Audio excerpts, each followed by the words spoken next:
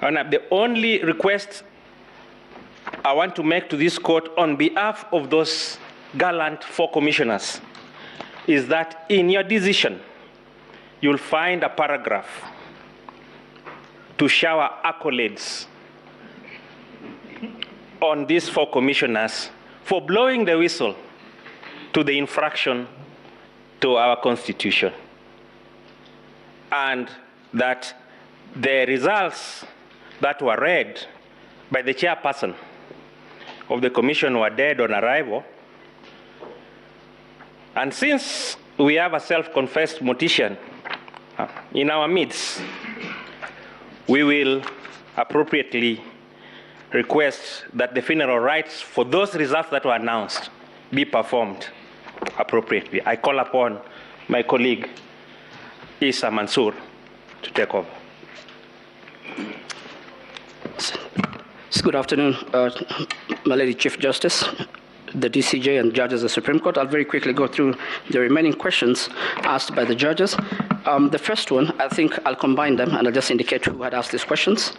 The question by Justice Lenaola, whether the violence at Bomas affected the ability to announce the results of the 27 constituencies.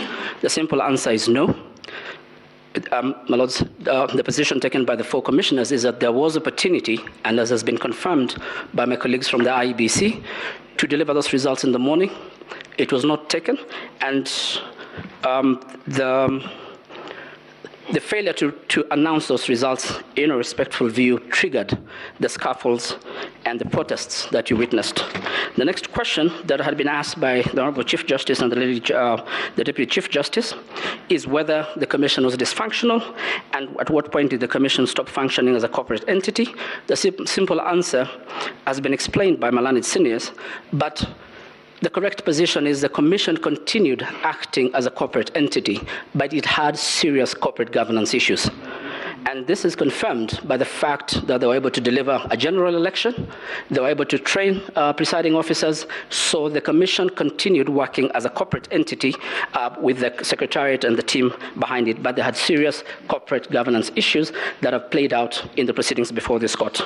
The third question that has been asked by the Chief Justice is what steps were taken, and this is you'll find in the replying affidavit of the Vice Chairperson of the Commission. As early as April, as my seniors have said, when these issues about deployment of the election managers and presiding officers was brought to their attention, came to the attention of the commissioners, the matter was dealt with at plenary.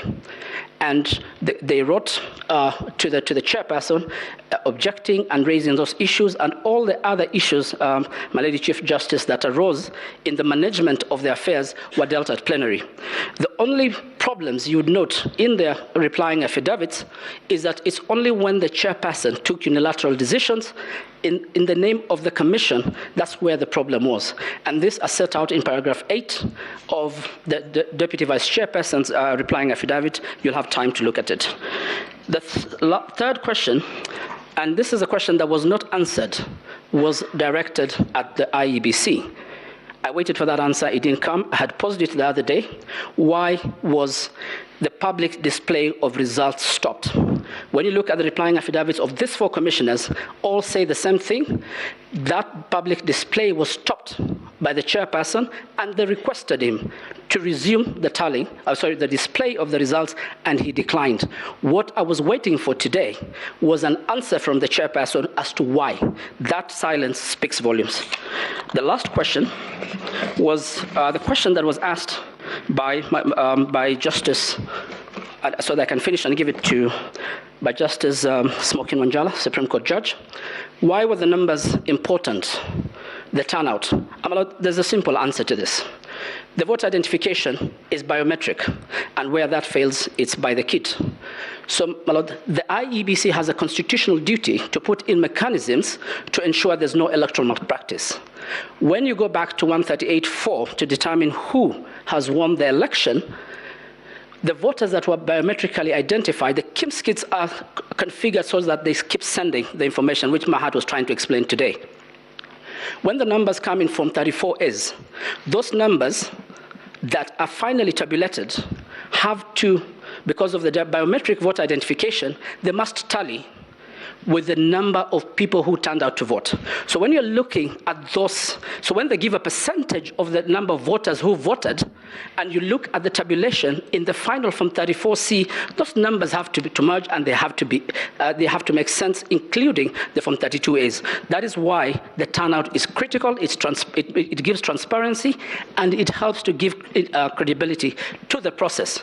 And that's why they have to tell the public, you have to know how many people are registered as voters, then you know the percentage of voter turnout, you calculate that, and then you can determine how many votes were cast, how many were rejected.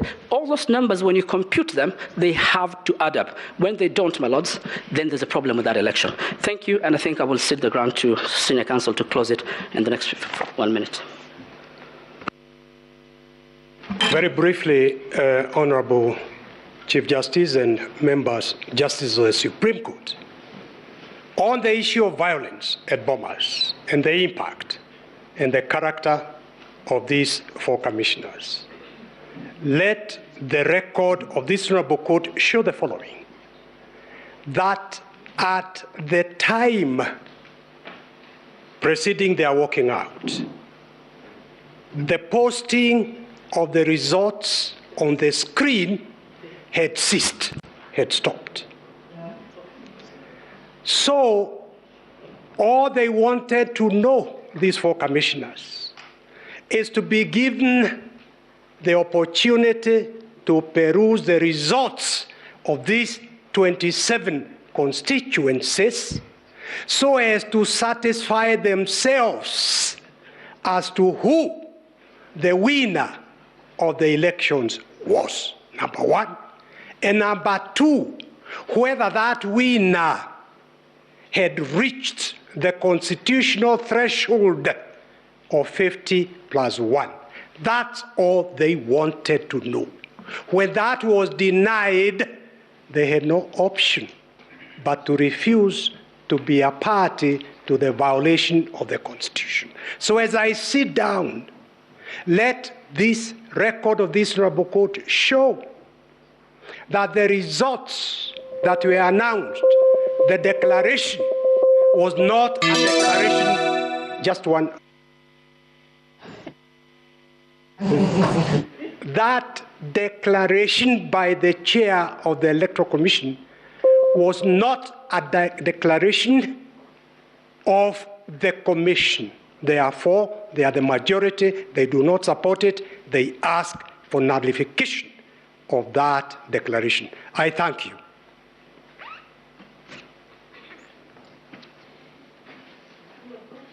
We'll go first, Mr. Ngatia.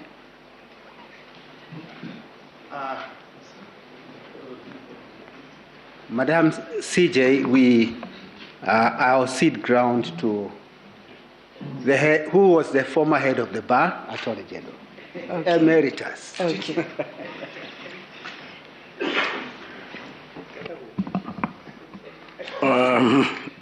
Madam Chief Justice, members of the court. My Lady Chief Justice, I have an objection to the.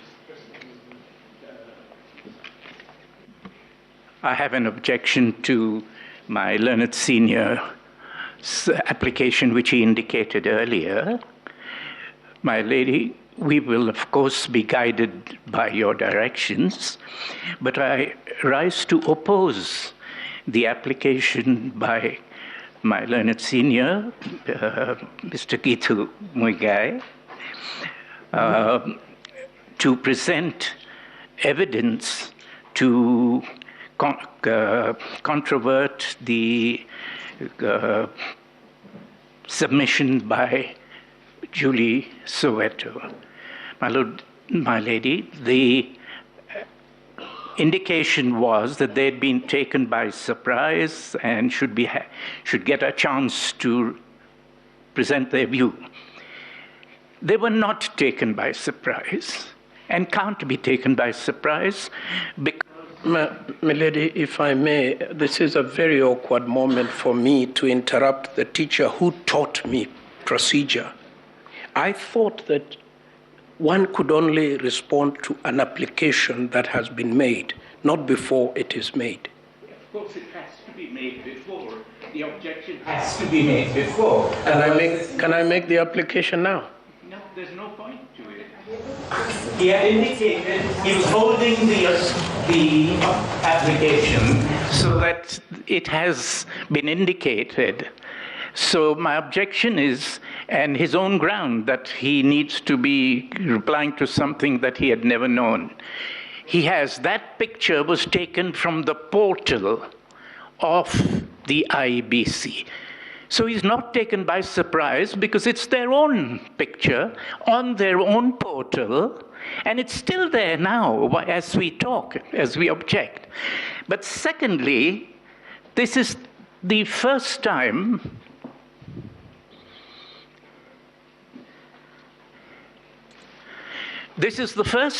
in many years that I have ever seen a party asking to rebut their own evidence.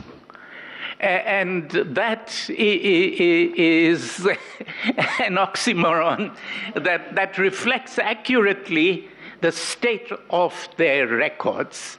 But I stand guided and would gladly withdraw my objection if the court wishes. I think where we are coming from, Senior Counsel, our teacher, Mr. Firoz Noronji, is that when the two forms were displayed, they wanted to respond because they said it's new evidence.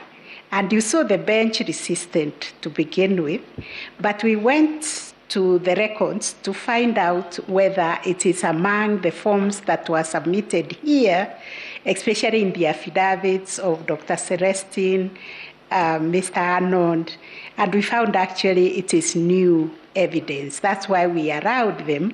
It is not an objection. It's a clarification because they said this is new evidence that they had not seen before.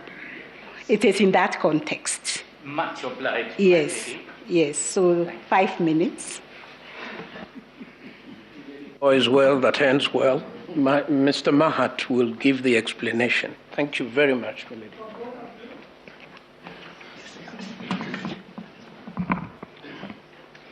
Your Ladyship, Madam Chief Justice, Deputy Chief Justice, and Associate Justice of Supreme Court, I wish to respond to 3 very quick issues that were raised by my learned colleague, Ms. Julie Soweto. The first one relates to a form that was shown this court.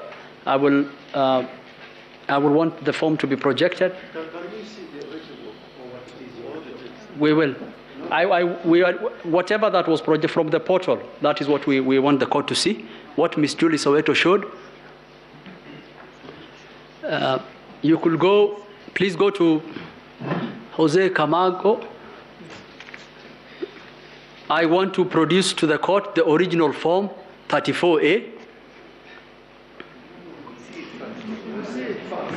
It's okay. Yes, you can see. It's okay. I want to produce the form 34A, the original form 34A, and I want to inform the court that the name Jose Camargo on that form is an overlay.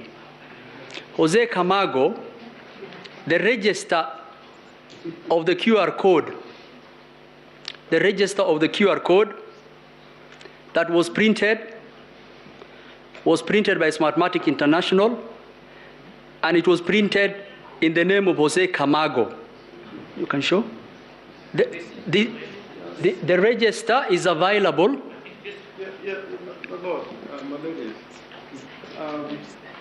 We were very patient the way Mr. Mohammed addressed the court earlier. Very, very persuasive. But for good order and not to interfere with his submissions, we kept quiet. And if you look back at the record, a lot of what Mr. Mahat was saying was actually giving evidence. He was talking using the word we. This is how we do it. The trajectory which he is taking without a witness to tell us the kind of information he's going to give us is going to put the court in a very difficult position. I think he should transform himself to a witness and we begin to cross-examine him. Because Because, and this is very serious, either we practice law the way we understand the law, or anybody can confront the court with any document at any time. I understood Mrs. Soweto to be giving an explanation in response to a question by the court. And similarly, Mr. Mohammed was responding to question by the court. And therefore, he had some latitude. But now we are entering a different universe where he is now going to produce evidence. He is saying how the picture was taken. There is no certificate, and this is electronic evidence accompanied by an original. I think it is very, very dangerous territory. And unless some clarity is given on this matter, it is going to be very difficult to operate from now. My lords, what we are trying to do is to show you documents in our own affidavits in response to documents produced from the bar. Ms. Soweto never produced the document she showed you in any of her affidavits. When we now invite you to look at the original and to make the argument that my learned friend is about to make, that there is a deliberate misrepresentation of what the original document looked like. So we are treated to this attempt to block that fact from the court. This is not a legitimate objection. This is an attempt to interfere with legitimate evidence that is on record. Okay. Let's give it directions, because we'll be here until tomorrow and we don't have this time. Senior counsel. Just one point. And I'm normally very quiet, and I continue to be very quiet. But the good professor has misunderstood Ms. Soweto completely. It is not this document which is in question. It's the way the interference is being done, how this document is changed to another document twice or three times. I think the good professor will be doing a good service to the court. And if he is good coming to court with clean hands, he should first of all say, Mrs. Soweto, what Mrs. Soweto showed us today is not in their portal. That is the starting point. Isn't that exactly what that is the starting point. Bear with us, Senior Counsel. We've come thus far with a lot of discipline and dignity and respect to the court. The reason why we are here, and you saw, has taken a lot of time to reflect on the application that was made by, I think he started with Mr. Katwa Keegan, Mr. Kirago, and Mr. Ngatia. We resisted until we established from the pleadings that we have that these are new forms, and indeed they are entitled to respond to them. So please, if you can just respond without taking us into anything else, just respond to those new forms, because they were not part of the ones that we have before us. We established that.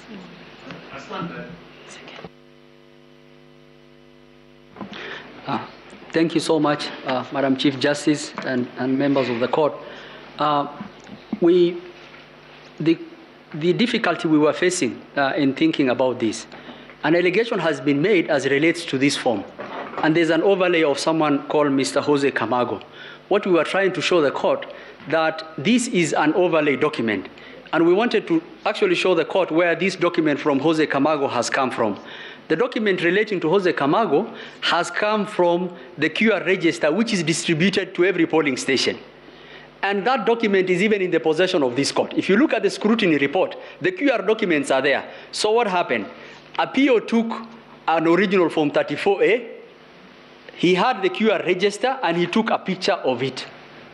What is the evidence that is being given in this court? That someone called Jose Camargo is interfering with this. And the point we want to make to this court is that if you look at the scrutiny report and if you look at the QR register, which is in those boxes, you will actually find the name of Jose Camargo on the register that has been printed.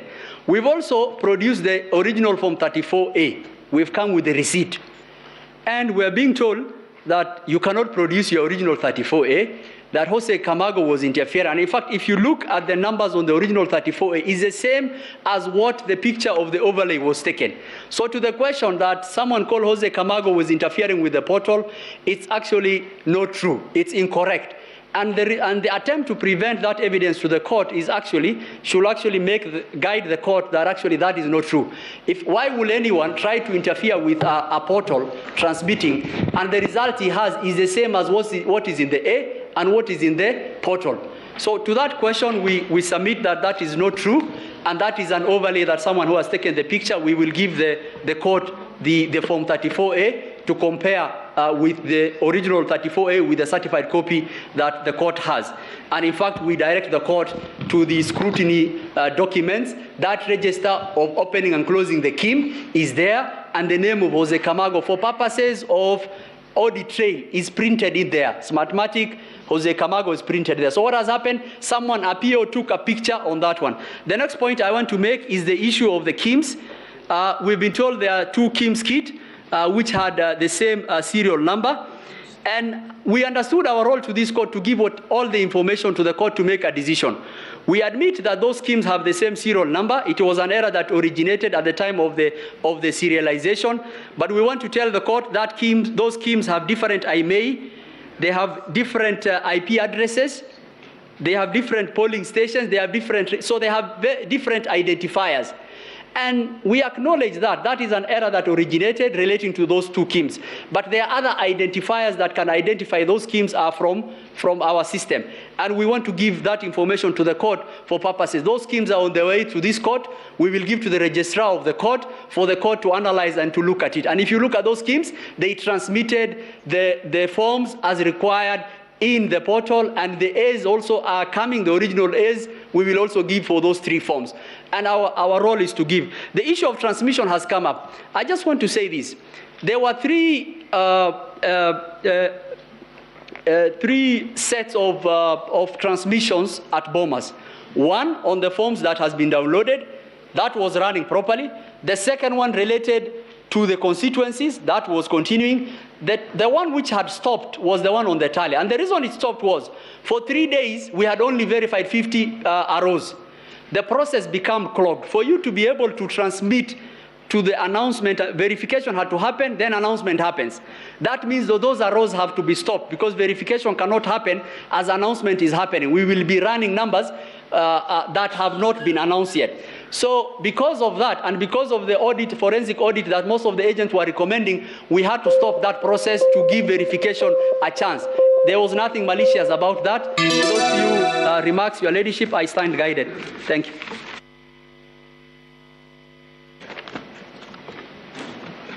Mr. Mahat, maybe we can have a look at the My lady, if the 34 that you are showing. Sorry, my lady, Chief Justice, if the form can be handed over to the court. Excuse me. A moment.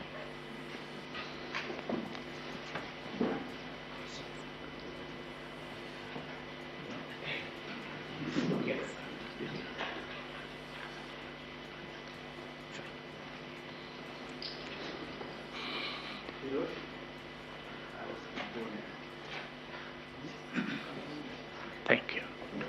Thank you. My lady, my learned friend, Senior Counsel Murgor, has a comment after the court has seen the...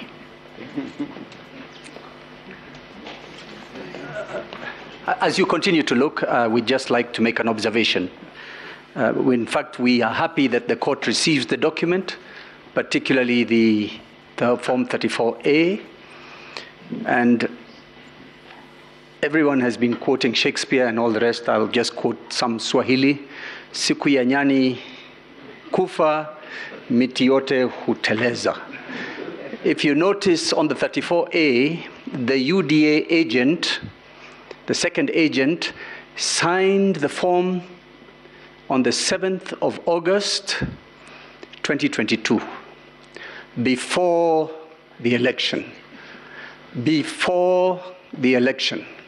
I repeat, before the election.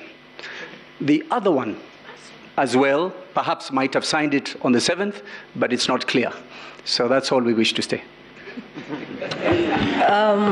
While at it, Council, just before you go back, and when did the other agent sign?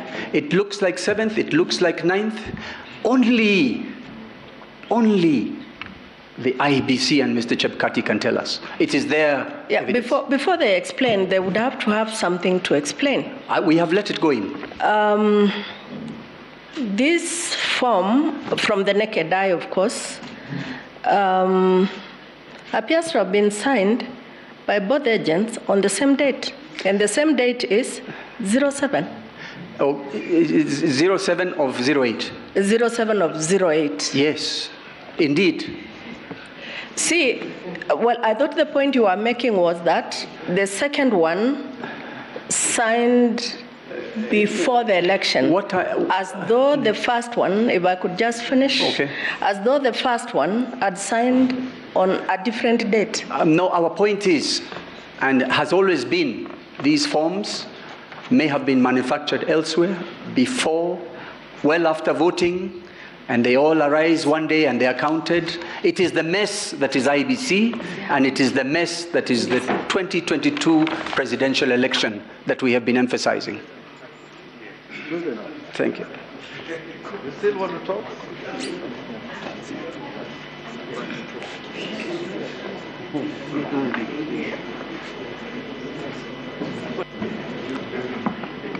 Madam Chief Justice, my client is the one who is likely to suffer most in case these sensational matters are not dealt with effectively. Starting with the date, that is more of drama than reality, is seeing a speck in the other person's eye when the log is in the other person's eye. One of the things I think I ought to place on record is this. The forms that are now in issue have not been pleaded, were not tendered, and since they were not pleaded and they were not tendered, we should not be accused of not having responded to them. Point number 2, both agents have made a legitimate or have made an innocent mistake about the date. And I don't see where the laughter is emanating from. Point number 3, the form itself shows a contrary position to that which was sensationally displayed before this court. The sensational reporting that was made was intended to convey a picture which is to the opposite of what the form now before the court conveys. And that reminds me of that very unfortunate day in 2017 at 9 p.m. that again sensational claims were made about Forms 34B from Mombasa, in particular Shangamwe, made also to this court and which led to a nullification of a presidential contest. Madam CJ, there is also one more thing that concerns my client, because again, it has very prejudicial effect. It is what is definition of the commission. I will spend 1 or 2 minutes defining the various ways commission is defined in the law.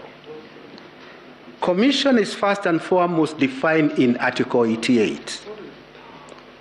Commission is also defined.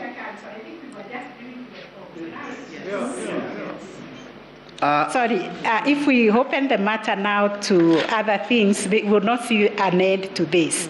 You are responding to the two forms which were introduced. As new evidence. Yes, please don't go to other things that you are not supposed to, because we will not see an end to this. I still have my time. With respect, even if you have your time. For the governor, even if you have your time. Thank you. Just deal with the two forms. So then, coming back to the forms, my request is this. Please delete from the... yes, the other thing is that the form now before you has security features.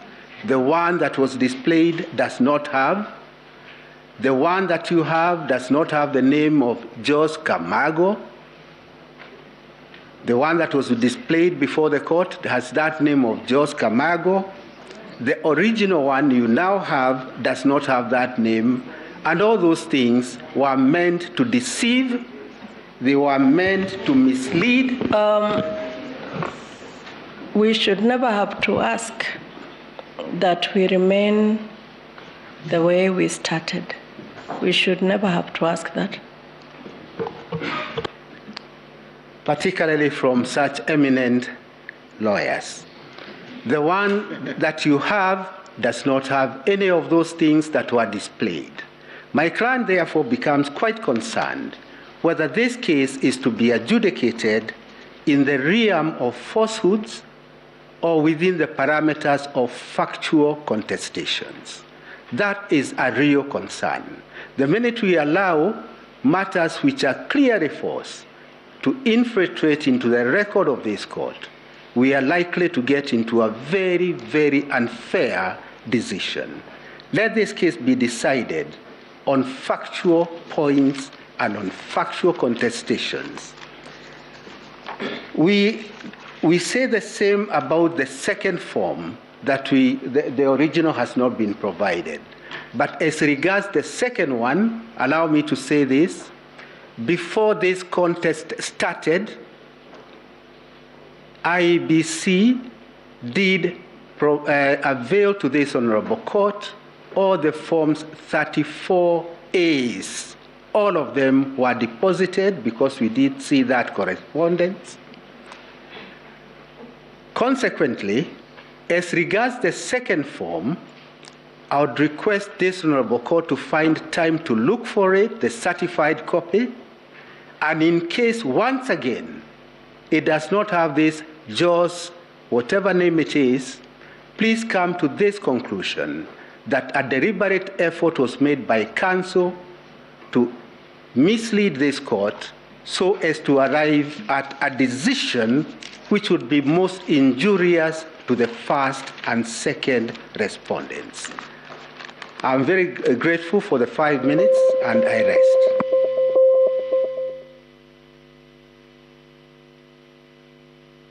Thank you very much. With your permission, we would like to go to another segment of these proceedings, the last of them, where we'll be considering the reports from the scrutiny or the discovery that was undertaken by the court, and I will ask the Honorable Lady Justice Joaquin Dongo to take us through that session. Thank you very much, Madam President Judge. Before I come to the issue of the exercise before us, I just wanted to assure Senior Counsel Paul Mwite that when the 14 days start running, and we are guided by Article 259, when we do work Saturdays and Sundays. So as soon as the time is triggered, in fact, the judges are working all the time. You're the ones who get to go home and rest. When you rest, we go and we continue to work. Thank you very much. So just before we proceed with the next session, it was just a summary of the order that we gave to parties and the rationale for those orders. We received 3 applications from 3 parties, the youth from the Youth Advocacy Africa. We received an application from Kelef Khalifa, and we also received an application by Raila Odinga and Martha Karua, in which we were asked, the press was sought to undertake scrutiny and access to certain information. After we looked at the applications and the prayers, we then looked at the pleadings and the affidavits to ensure that the prayers matched with the pleadings and the affidavits that have been filed by the petitioners. As you will recall, the court then determined the issues which we will determine, and that also helped us set out the orders for scrutiny, so that our orders were set out based on the pleadings, the affidavits, the issues for determination. But further to that, we also did say in the body of our order that we would not encourage a fishing expedition, and that the request needed to be specific, and that given the 14-day timeline, the court would only allow reasonable, practical, and helpful orders. We also acknowledged that under Section 12 of the Supreme Court Act, the IEBC has already submitted all the Form 34As, and therefore they could be accessed in the court. We also stated that some other issues, some other things that had been requested for in the prayers are in the public domain, and that parties could then get those. We did note that some of the requests or the prayers were unrealistic. Some of them were general and vague. Some of them involved parties that were not enjoined to be before us. And therefore, we granted orders not based on prayers, but based on what we assessed that the court needed to look at in terms of all those criteria that I have set out.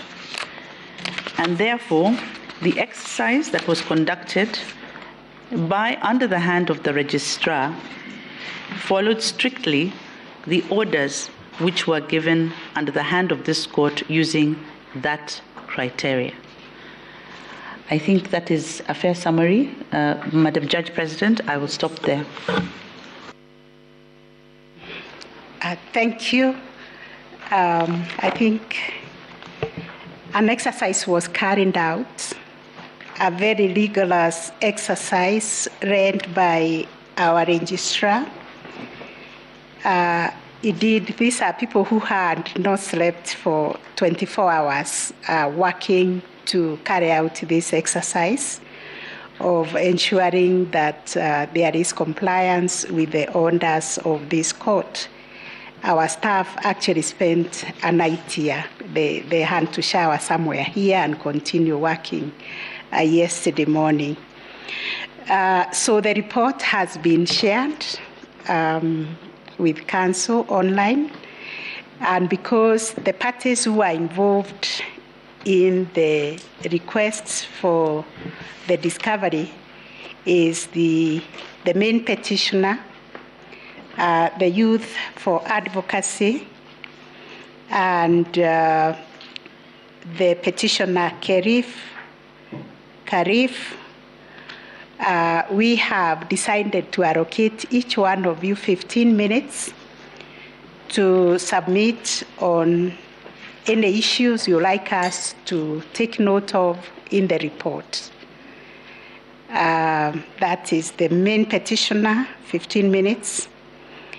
Youth Advocacy for Africa, 15 minutes. Karifa, 15 minutes. Then we will have IMBC, 15 minutes.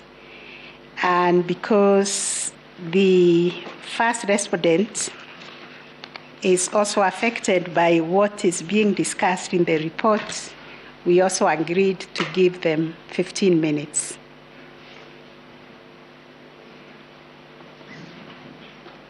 Yes, you have the floor.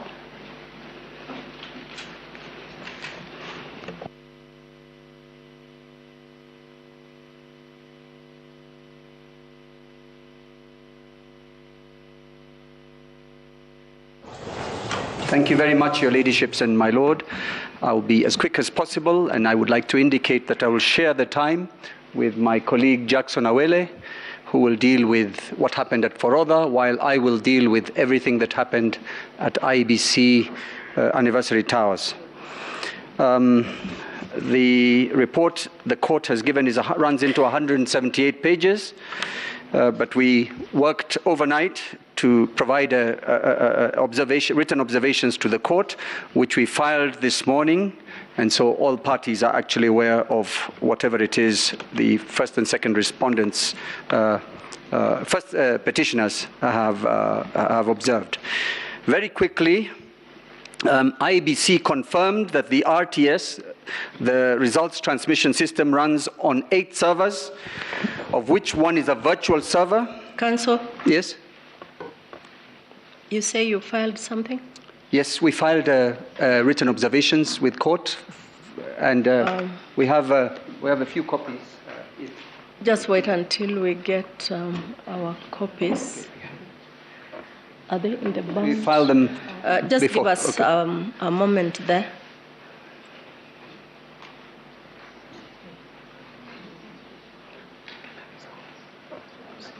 Yes, yes.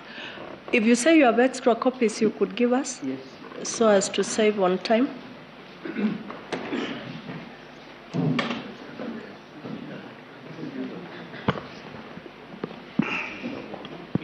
Yes, we do not have a copy. If Learned Counsel could be kind enough and serve us a copy. For the principal respondents, we can give you one of each. This shows the time we are given to respond. We served them before 9 o'clock this morning. Electronically. The only thing that there'll be a problem is some of the images will not be very clear, but when you do have time, the images at the end. Just hold on, Counsel. Okay.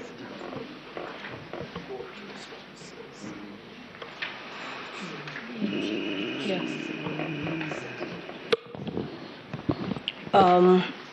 You could start. Yes, Jackson, you could also perhaps upload it so that those who don't have a copy can see where we're reading.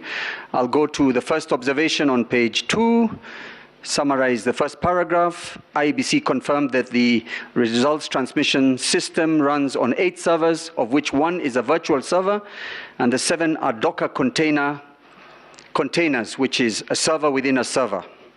The IBC denied agents access to the Docker servers. We were therefore unable to proceed further with that exercise. Paragraph 2, the... Counsel again. Yes. The copies you've given us are not filed. They're not filed, the electronic ones are filed. I anticipated having to provide 1 or 2 people with copies, but the electronic ones are filed, very clear. We have a receipt. Yeah. It's all right. Okay. Counsel, I think we had already given directions that we expect oral submissions. I am making oral submissions. Yes, so okay. I'm just saying, let us not worry too much about written reports, who has served who. Okay. You're letting the court know what you think of the exercise so that we can take those submissions into consideration. And that should apply to all the other parties. I stand guided. Thank you very much. I go to paragraph, or I'll just make it an oral submission. The virtual image availed for scrutiny was created on the 31st of August, 2022. We therefore state that this cannot be from the same server that ran the just concluded general election. And the image of the server was not provided. The further major observation we make, the KIMS kit was not availed for scrutiny to establish the availability of the embedded scanner application that would verify the image format. So the IBC declined to avail the system documentation. I go on. There was very disturbing evidence of log deletions from the IBC server that was availed, in part, partially availed. These deletions occurred on the 6th of August 2022, which is 2 days before the contested election. We observe that, surprisingly, the registrar's report at page 21, issue number 5, indicates that there were no deletions. We think this is a mistake. It should be looked into. The effect of the deletions, we can upload that. It's on the screen now, that we were able to get from IBC, indicates that, and this is image marked 15, that at the material time, foreigners, including Ogudino, Vito, J. Carmago, Josio were operating the system. Those are 5 foreign individuals. If a forensic image of the server is availed, details of what was deleted would certainly be established. The other major observation, IBC refused to provide a security walkthrough to highlight key security controls to determine whether Form 34A could be tampered with during transmission and at what point. So we hit a dead end, contrary to what their counsel repeatedly says. They are transparent, it's available. They're even giving the court, donating to the court KIMS kits to look through. Finally, or, well, not finally, IBC refused to grant access to the forensically imaged servers.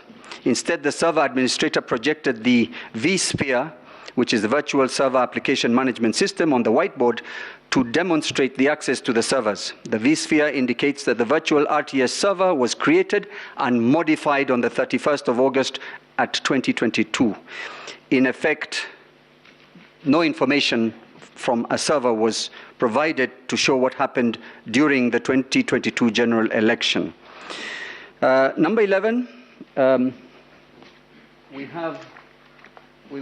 a couple of manuals were provided, or bundles of documents. We'd like to point out that of interest to the court would be that at page 77 of one of the manuals titled Information and Communication Technology ICT Policy, at page 77 and 78 is a list of 77, a list of 41 individuals, starting with Dixon Kwanusu, and second one Abdi Dahir Abdi Malim, who are described at the top of the page as national returning officers, an office unknown to the law or the Constitution. I would request that the court takes note of that in particular. And paragraph 14, on the 1st of September 2022, the deadlock over the servers finally came to a head when IBC wrote to the Registrar of the Supreme Court enclosing a letter dated 31st August 2022 from Smartmatic International BV, the same company that Camargo comes from, in which the letter states, amongst other reasons, the image of the NTC servers containing software owned and copyrighted by Smartmatic and thus IB protected. Providing full access would infringe our intellectual property rights. That brought to the end that matter. Smartmatic, Camargo, whoever they are, wherever they are from, have indicated that they will block and refuse access to the servers completely. I then move to the images.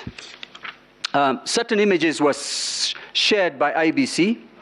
I'm not certain that they were aware of what they were serving. There was always a staff that seemed quite unqualified in whatever they were doing. They couldn't operate the systems or pretended they couldn't, but they did share image number 6. The first image I showed was the image of deletions, but the one I would like to focus on in this very limited time is image number 6, which is several, about 1, 2, 3, 4, 5 pages of logs. The logs are from the RTS server, results transmission system, on various days leading up to and after the election date of the 9th. In particular, 15th July 2022 to the 16th of August 2022.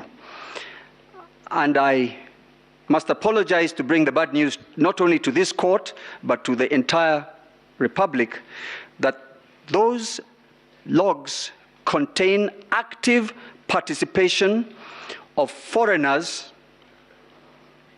on the results transmission systems of IBC from the 15th to the 16th of August, 15th of July to the 16th of August 2022. Their names are Vito, Josio, that is the names identified in these logs, Josio, Ogudino, Sisiva, Provisio, and Jacamargo.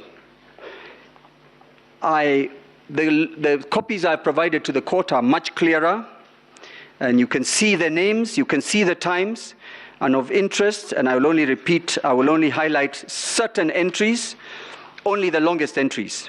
I will start by saying those 6 individuals, foreigners, in the Immigration Act, they are also referred to as aliens, accessed this server 180 times or thereabouts.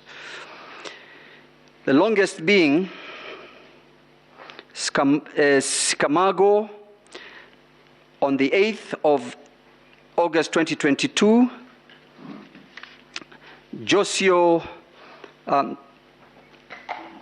let me deal with the time. Josio on the 9th of August 2022, which is the election day, for 1 hour, 32 minutes. Ogudino on the 11th of August 2022, 2 hours, 54 minutes. Ogudino again on the 11th of August, 3 hours, 16 minutes. Ogudino on the 14th of August 2022 for 2 hours. Ogudino on the 4th of August again, 1 hour, 57 minutes. And then the 16th of August, Ogudino, 1 hour, 1 minute. I close by saying, what a mess, what a mess. My learned friend, Mr. Ngatia, struggled so hard to get Mr. Camargo out of the mess of taking control of our elections. In the case of the 34A we've just been talking about, but we've caught Mr. Camargo and all his friends in our election process before, after, and where are they? Only God knows, and only the servers will show us. History is repeating itself.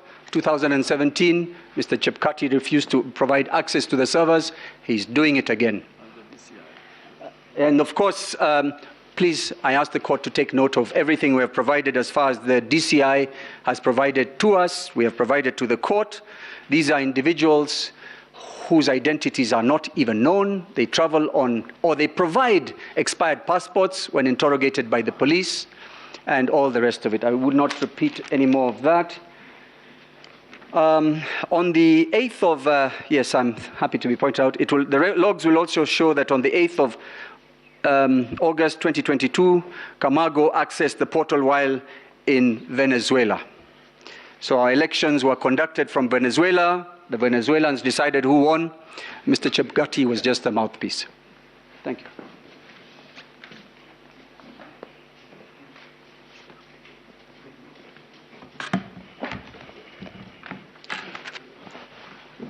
My Lady the Chief Justice, my Lady the Deputy Chief Justice, my lords, my ladies, in the remaining few minutes, permit me to take you through our report from the scrutiny exercise carried out at Forodha.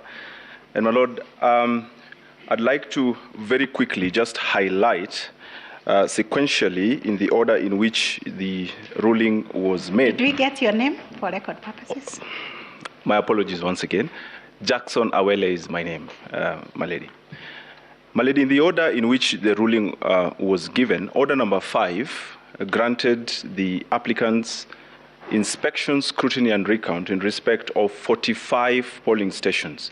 There were about 16 polling centers, and within them we had 45 polling stations.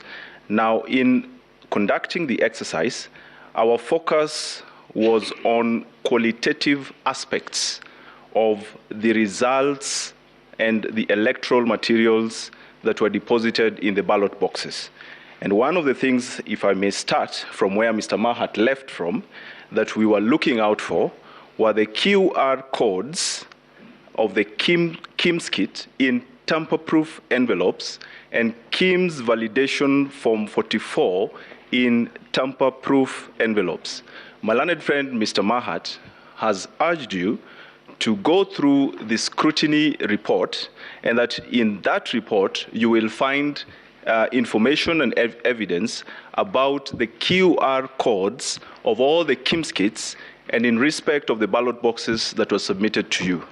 We hate to submit to you, my lords and my ladies, that in your report you will only find one QR code and one KIMS validation form 44 that was submitted or that was found in the ballot boxes that were submitted for scrutiny out of the 45 polling stations that we scrutinized. Of all the other ballot boxes, the QR code of KIMS kits in tamper-proof envelopes and the KIMS validation forms, form 44 in tamper-proof envelopes were missing. The question is, where were they? In light of Ms. Soweto's submissions, your guess is as good as mine. We also looked for the pasted carbon copy of Form 34A in the ballot box, and in all the forms, or rather the ballot boxes, we did, or rather the book 2 of Form 34A was only found in 27 out of, were not found in 27 out of 45 polling stations. And as a matter of fact, my lords and my ladies, if I had time, I would go through the list, but this represents 50% of the ballot boxes that were submitted to us for scrutiny, missing book 2 of Form 34A. Now, in Vita Primary School, the other electoral material that we looked for was the Form 32A that evidenced voting by using the manual register. In Vita Primary School, Station 7 of 7, 232 people we noted voted using the manual register, and no Form 32A was submitted in respect of those votes. In Vita Primary Polling Station 1 of 7, 260 people voted using the manual register. No Form 32A was availed to verify that indeed the authorizations that the IEBC stated should be given before voting by manual register were indeed given. Finally, my lords and my ladies, in respect of the Form 34A, the carbon copy of the result that went out, my time has run out, my lords. If I may just make that point in 1 minute, with your kind permission. We noted that in the 27 polling stations, in the 27 polling stations that we noted did not have book 2 of Form 34A, they also did not return the carbon copy of the actual results emanating from those polling stations in the ballot box. In other words, the results or the ballot papers in those ballot boxes could not be verified with the carbon copy of the original Form 34A that was used to declare the results in respect of those polling stations in these presidential elections. For those and all the submissions made by my learned seniors and Mr. Murgo, my Lord, I thank you for your time and pray that the petition be allowed as prayed.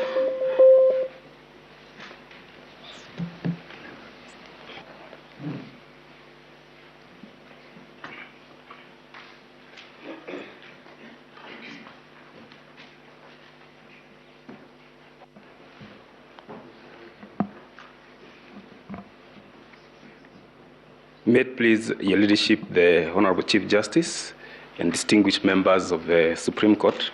My name is Njomo. I do appear for the third petitioner, who was originally petition number 2 before in the consolidated petition. Your leadership, I'll make a brief comment on the report of scrutiny, and I'll focus on the scrutiny that happened at the Forodha House, and my learned friend Njoki Mboshe will focus on the scrutiny at the IEBC offices at Anniversary Towers. Your leadership, we have looked at the report as a result of the scrutiny, and we have isolated some few issues that will urge the court to consider in perusing the report. And one of the notable issues, and I concur with what my learned friend Mr. Awele has observed, is that we came across in a process that I personally participated in what learned Judge Justice Njoki has observed, that it is a process that took more than 24 hours. We came across ballot boxes that did not have original or carbon copies of Form 34As. Your leadership, the effect of that is that the authenticity of the forms appearing in the public portal is then called to question. There are ballot boxes, for instance, I'll give the Mikindani Primary School, polling station number 8 of 9, the report is appearing at page 81, where it is clearly observed that it did not have the Form 34A.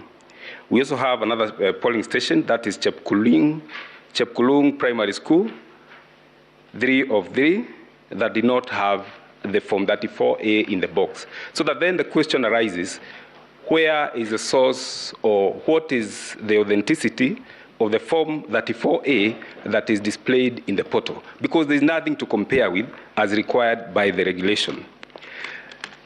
Another notable issue that we came across, your leadership, is that there were ballot boxes that did not have seals matching what is recorded in the polling station diary.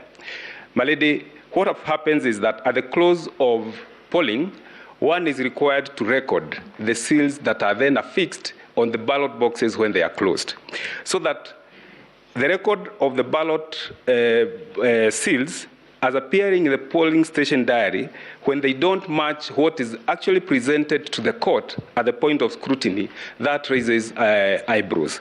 Because it happened in one primary school, you note your leadership from the report, at paragraph, page 53, Majengo Primary School, it's observed that in the report that all the serial numbers had been altered.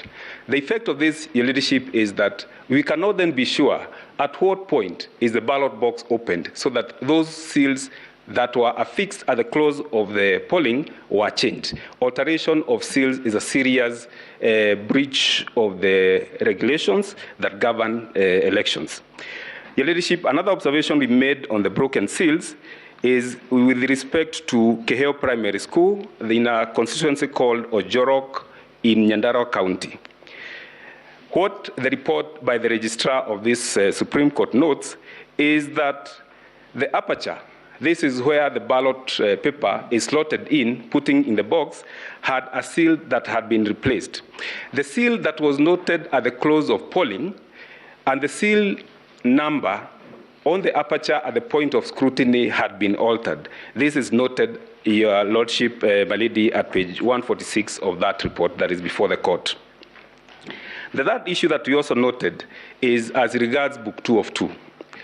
My lady, the Chief Justice and distinguished judges, Book 2 of 2 needs to be put in context. That the IEBC printed Book 1 and Book 2 of Form 34As. When that was discovered, the IBC indicated that Book 2 of 2 will not be used for purposes of reporting presidential elections. But then the assurance that the IEBC gave was that that Book 2 of 2 will be deposited in the ballot boxes and it will not be utilized.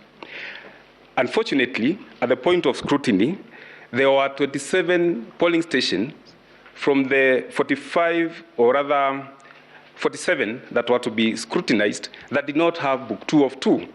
The question then that begs our minds is, where did the Book 2s of 2 go? Were they used to report results, presidential elections, or where did they vanish to? Because the factual position is that those Book 2 of 2s were missing in at least 27 of the polling stations that went through scrutiny in the process that we undertook. My lady, another issue, and the honorable judges, that we came across is that there were missing counterfoils from the ballot boxes. The requirement under the regulations is that when a ballot is slid from the main booklet, then at least a counterfoil will remain. The purpose of scrutiny will then serve some purpose if you compare the counterfoils against the number of votes that were cast, including the rejected votes. But my lady, the Chief Justice and judges of the Supreme Court, without the counterfoil being present that you can compare with, then a question then arises as to whether those who are actually the ballots appearing in the ballot boxes were torn from the booklet, because there's nothing to compare with. Counterfoils were missing, my lady and honorable judges, from Keheo Primary School. This is noted at page 146 of the report. From Keheo Primary School, polling station number 2 of 2. My lady, there were myriad of issues that we came across. In addition to that,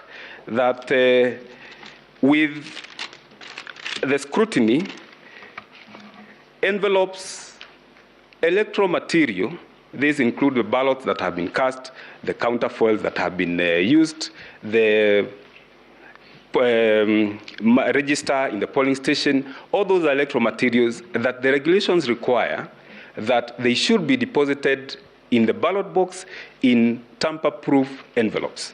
But unfortunately, what we came across was that there were very many polling stations from the ones that we undertook scrutiny where all the contents, the electoral material, were not placed in tamper-proof envelopes. And just to give an example of a few, we had Mvita Primary School in Mombasa, that this is noted at page 34 of the report. Polling station, also Mvita Primary School polling station 7 of 7, there were 7 polling stations. That happened also in Mikindani Primary School, polling station number 7 of 9. This is noted at page 80 of the report. We have Chepkutung Primary School, polling station number 1 of 3. We have Kapsusel Primary School, polling station 1 of 3. That you find in the ballot box, the materials are there, but they are not placed in tamper-proof envelopes as required by the law.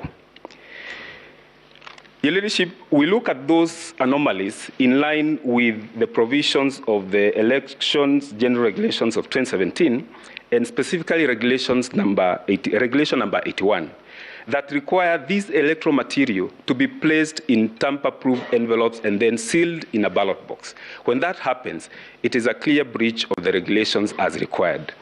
And then these anomalies, again, it is my humble submissions that I also speak to the requirements on the Article 86D of the Constitution. And my lady, this is clear because it requires electoral system to be accountable and even requires the IEBC to preserve electoral material in a safe manner.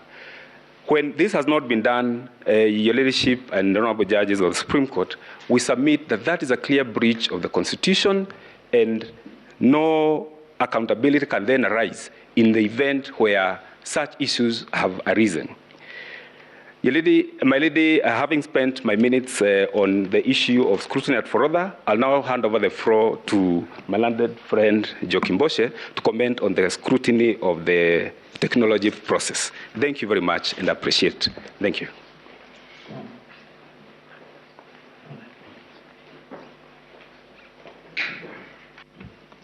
My Lady, the Chief Justice, honorable judges of the Supreme Court, I noticed that the time was still running as I was walking here. I hope I'll recover my seconds. As my learned brother has indicated, I'll be going through briefly what happened at Anniversary Towers. Just to add that, my lady, we have already seen the gaps from what my brother, Mr. Njomo, has said. The breaches, the illegalities, and the gaps that were there in the collection, the tallying of the numbers. My lady, what we have been told by the first and second respondents, as you will see it happening even as we went to Anniversary Towers, is the attitude of get over it, it's over. Because, my lady, and as has been ably submitted by my lady senior Mr. Mulgore, when he was talking about what happened at Anniversary Towers, we were denied access to the server. Our agents were denied access to the server. My lady, and honorable members of the court, when you retire, you will see at page 8 of the report, item number 4, that they said the best they could do was to give us a clone image of the server. When we said, let's proceed, or when our agent said, let's proceed, it became clear that to generate a forensic image, there was the requirement for the development of what is called a forensic image hash.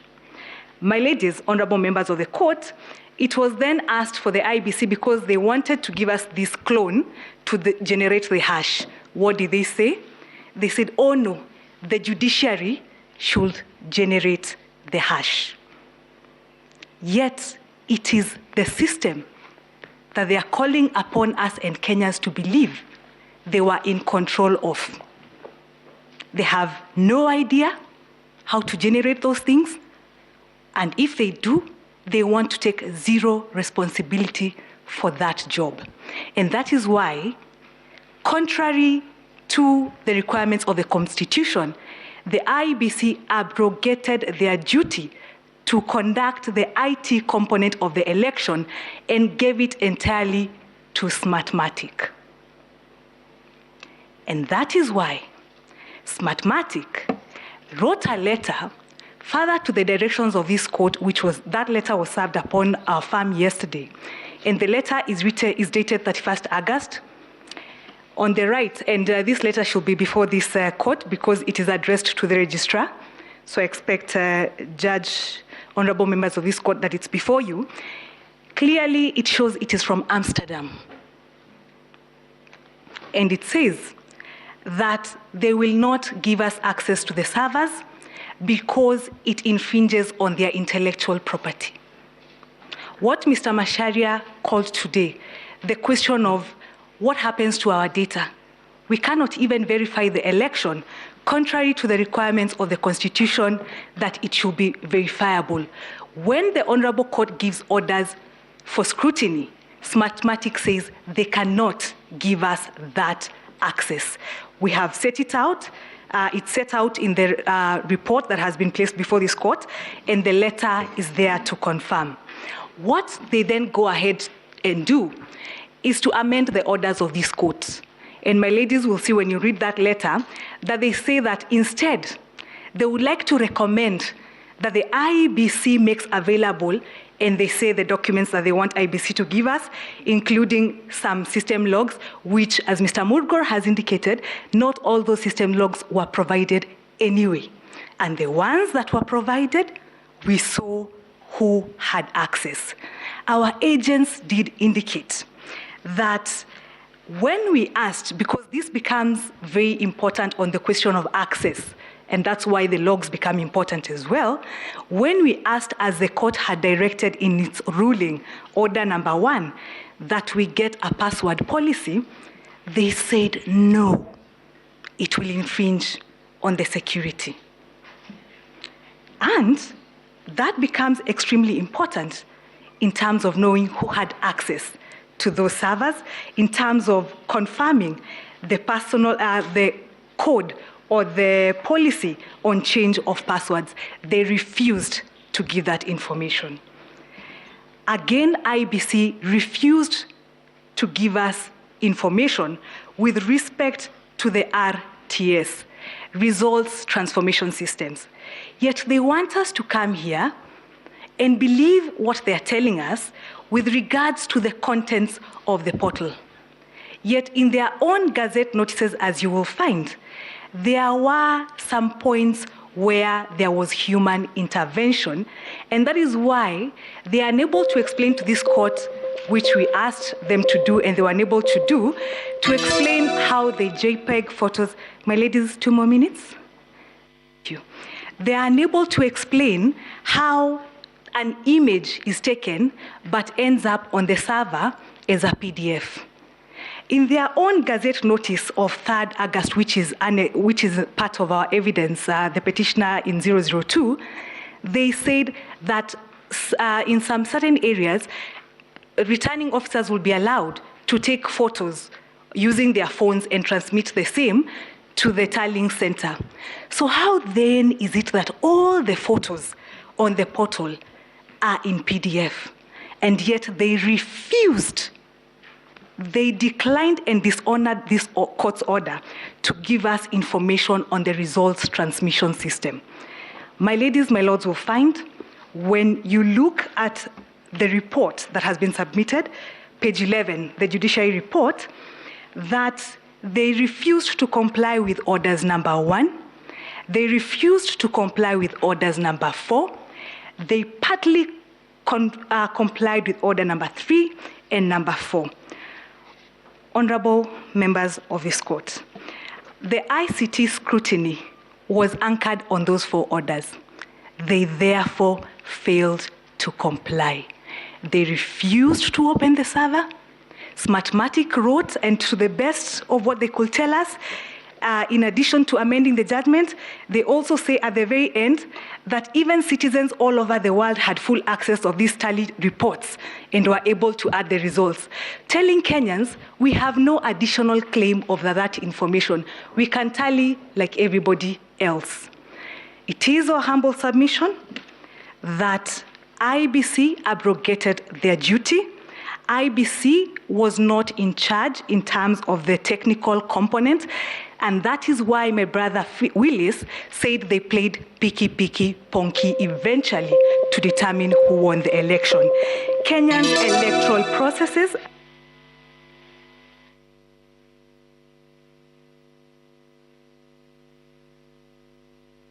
run outside Kenya.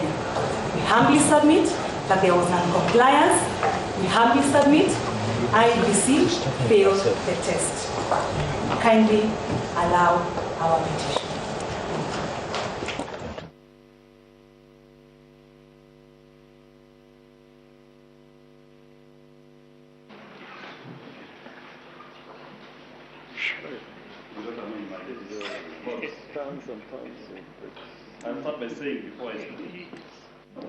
Before I start, we were served with a letter just for housekeeping purposes. We were served a letter that my learned friend has referred to from Smartmatic. It was addressed to the registrar of this court. So for parity of arms, we will wish to also make reference to that letter as we submit. First thing I must say this. IBC, in the report by the registrar, I'll start from page 17. You know, the registrar says, forensically captured, compliance task, forensically captured image of the server holding form 34C, not provided. We move quickly to page 21. Virtual server image. All agents were interested in knowing the virtual server creation date. It was established that both the creation and modified date for the image was 31st August 2022, though the technical team at IBC could not locate the correct data store for the image. Very important. Page 22. The agent requested IBC to provide certified copies of penetration tests conducted before and during the election. ICT director and IBC advocate provided certified penetration tests conducted before the election. IBC advocate informed the applicants that IBC did not carry out penetration tests during the election period, citing penetration tests are not conducted during the election. That is very important, and I asked the court to find out why it's important to conduct penetration tests. At page 24, it was noted that the containers running in the virtual machine are actual computers. IEBC declined to share further details on the containers. Ask your expert why they refused, and they'll tell you. At page 25, what was the IEBC password policy on the server? The response captured by the registrar. IEBC could not display for security reasons. Number 31, the agent wanted to know why the user says logs in from server 192.168.95.64. There was no proper explanation for this issue. The agent requested to know if the antivirus or anti-malware was installed. IEBC did not respond. What am I trying to say? Just even from the basic information that was provided to the agents for the scrutiny, IEBC successfully exposed how vulnerable our system was.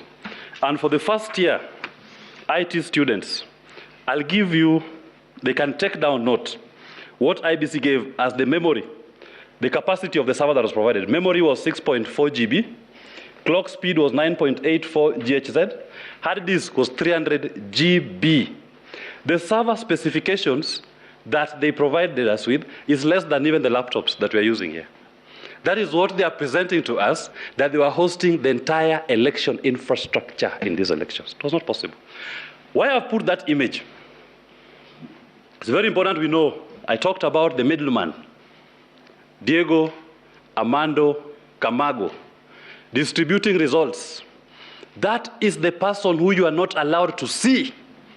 That is the person who, when the Supreme Court makes an order to be allowed complete access, to be provided the password policies, that is the Diego Camargo who we are being told you cannot access him. That back office, polling station goes to him. He's the one who sends to the returning officer.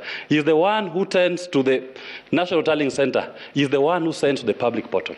He's the one controlling everything. He's the midfielder distributing to everybody the results of this election. What he says are the results. You can now remove the portal. You can remove it, please. Having said that, we must note that as the world evolves, technology in elections also evolve. Previously, when my learned senior James Orengo was running in 1979 in Ugenya, people used to stuff ballots and run away with them physically. Progressively, they start changing forms. Now, elections are stolen on technology. That's why I said machines are voting for us. I refer you to a case that I've mentioned in my authorities, Dr. W versus the German Bundestag, where the Germans asked themselves, are the Germans really voting or machines are choosing our leaders? And they said, if the technology does not meet the thresholds of our constitution, do away with that technology until it conforms. In this particular case, we've demonstrated through the registrar's report that the technology that we deployed in this election, even this Supreme Court cannot access it. This Supreme Court order was countermanded by the letter which I have referred to, dated 31st of August. We would like to clarify that such images contain software owned and copyrighted by Expertmatic and is thus IP protected. Providing full access will infringe our intellectual property rights. This court can make orders even to our most highest National Intelligence Bureau. And those intelligence agencies have provided to our courts under cover or confidentiality their intelligence reports. Why can't Smartmatic do it? Why are they ignoring the court order? Why are they saying we'll not give you? Then they go to Venezuela or wherever they are and keep it to themselves. Are we going to ignore it? I pray that we do not. If it reaches a point that elections are not transparent even to the Supreme Court, and I draw inspiration to the provisions of our laws that provide once a petition is filed, the entire infrastructure of that election, ballot boxes, ballot papers, forms, are submitted to the courts. Ask yourselves, have you been given access or have you been handed over to as a court the entire election infrastructure for the presidential elections 2022? The answer is no. It is in the hands of the Smartmatics, and they've said they shall not give you. Do what you want. On to the scrutiny. And I thank you very much, my lords and my ladies, for allowing my application for Form 34A, Book 2 of 2 to be provided. This is the reason why we asked for that form. And I'll show you the mischief of what happened. In 2017, The basic ground upon which this court was able to expose the irregularities was through the fake forms. Fake forms were used in the elections. Remember, ballot is the currency, forms are the returns of that currency. What did Chebukati do in this election? He decided to print genuine forms in excess. He printed deliberately without a commission resolution genuine forms in excess in all the 46,000 polling stations. They were not needed. What did he end up doing when the party agents raised it? Mr. Chebukati proceeded to send them to all the 46,000 polling stations. All those 46,000 genuine forms, book 2 of 2. So in your electoral universe, you are now parallel to the genuine forms from book A. You also have another set of genuine forms, book 2. What has the scrutiny disclosed to us? It has disclosed to us that 50% of book 2 was used. I had requested that we be given book 2 in the entire country. And the court in clarification said, limit it to the polling stations in Ms. Celestine's affidavit. And I took it. It has confirmed what I believed actually happened. Mr. Chair, please point us to the report where that is captured. No, the reports, oh, sorry. The numbers are found from page, the registrar has not given you the tabulation of percentages, but from page 175. You see, it's a submission you're making comes from the report. Yes. So we'd like to find from the report where that 50% appears. That's okay, the 50%, if you look at from page 175, sorry. It gets to 50% when you add them. You must do the addition. There are 27 polling stations. In the report? The word 50%? Yes. I can mention the polling stations. But it's not in the report, it's your calculation. My calculation, yes, it's my calculation. It's my calculation based on what the registrars found. Like if you find, for example, Kakamega High School, there was no form provided. For book 2 was never provided. Bomet County, Gorgor School, polling station 2, not provided. Kasagik Primary School, polling station 1 of 1, forms not provided. St. Joseph Kapkerich Primary School, the form was used. Chesentum Primary School, form was used. Kamwai Primary School, form was used. So if you add up from the registrar's report, they come to 50% of those forms that went out. Now, to explain it in a layman's language, because this is very important that we understand. It's like saying, I have printed for every polling station 700 ballot papers. But let me print an additional 700. Then you send all of them to the polling stations. And you issue a gazette notice telling polling stations, when you receive the ballot papers, please return to me 700 untouched. Only use 700. What do the polling presiding officers do when they receive these ballot papers? They decide to liberally use them.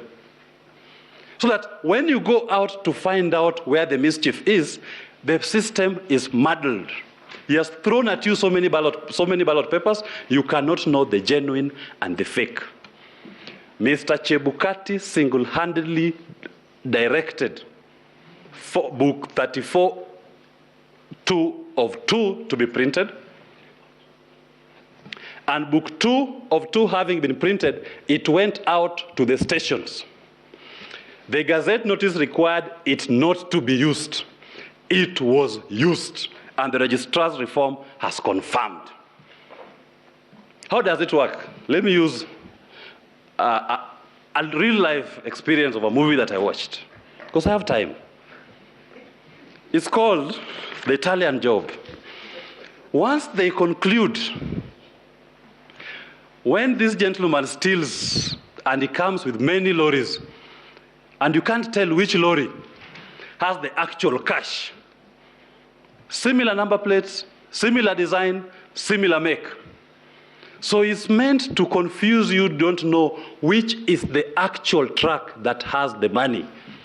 In simple terms, if I steal money on this table, I steal 1 million, I throw 200,000, all of you scramble for it, and I walk out with 800,000, leaving all of you scrambling for the 200,000. You'll never know the magnitude of what I have done. That is the magnitude of Book 2 of 2 in our elections. The best example before I cede my time to the court, if you've watched The Wolf, it's called The Wolf of Wall Street. When the star player, at the point of blowing it all up, throws money at everybody because he has now made his ultimate loot. He throws money at everybody, and no one can tell what actually transpired. That is what happened with Book 2 of 2 in our elections. That when you start questioning, when you start tracing, you will only be meeting genuine forms.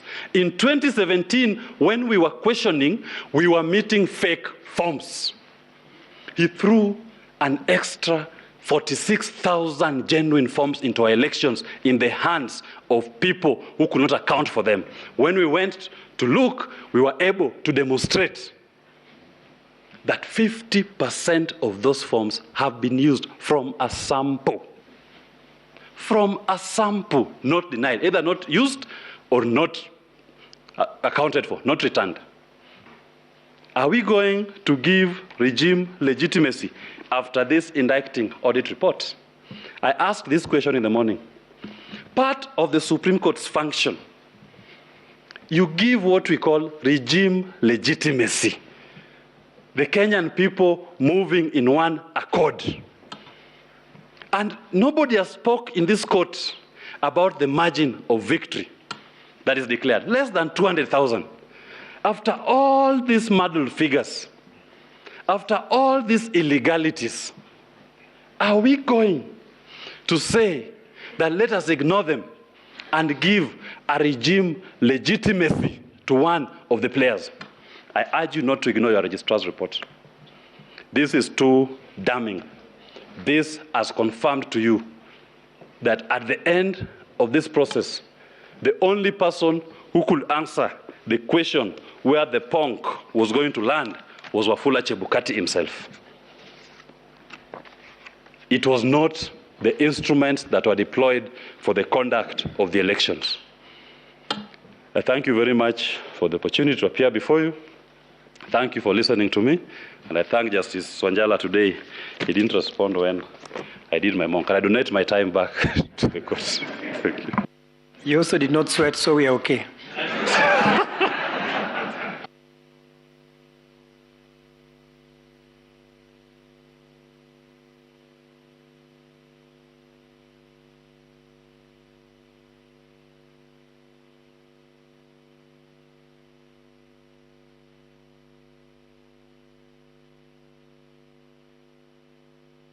IBC.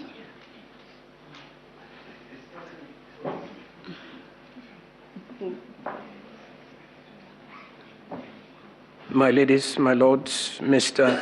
Dennis Nkarisha will make the presentation for us. Thank you, Senior. Repeat your name for us. Dennis Nkarisha. Okay. Nkaricchia.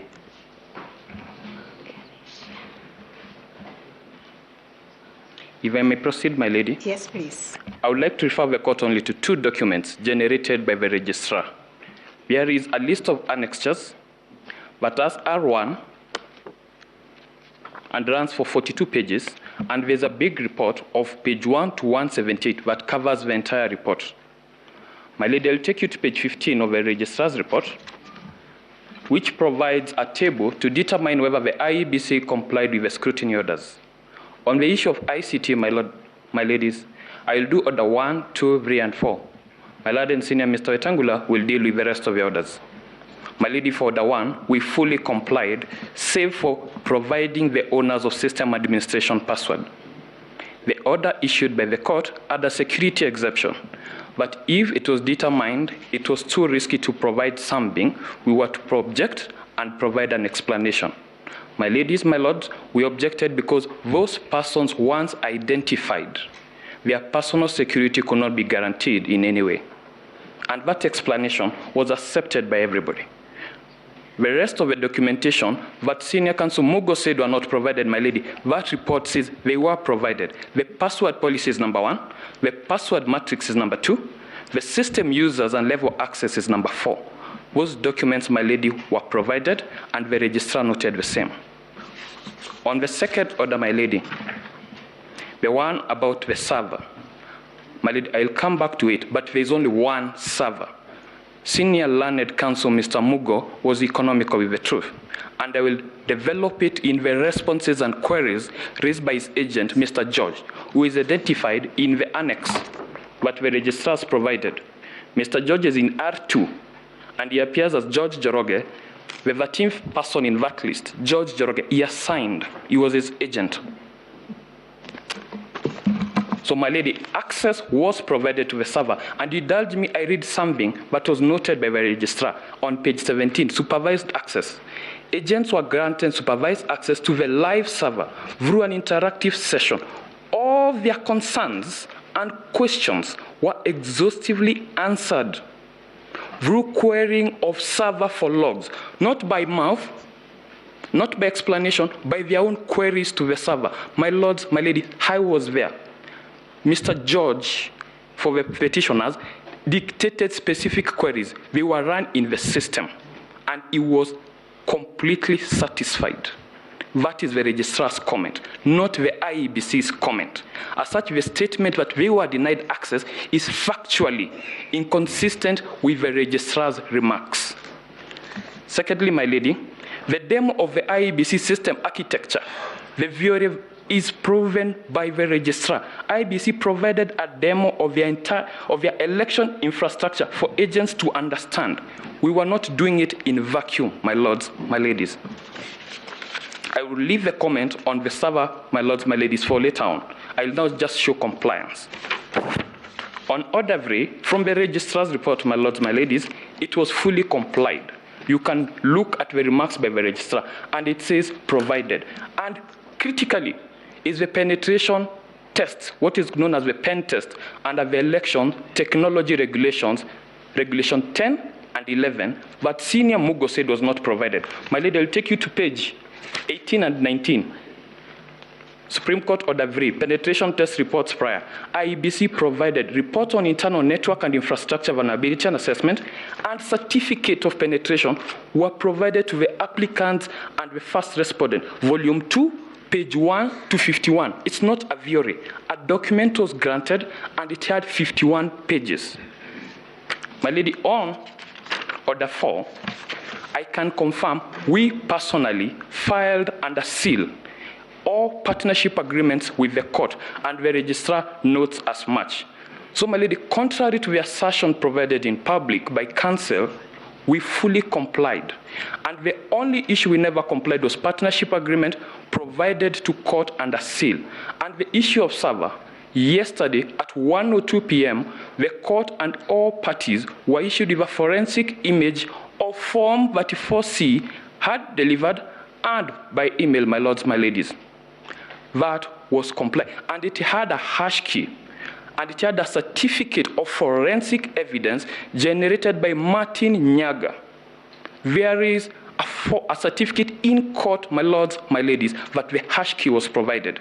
So rather than move to generalization at a granular level, we can prove we fully complied with the orders on ICT.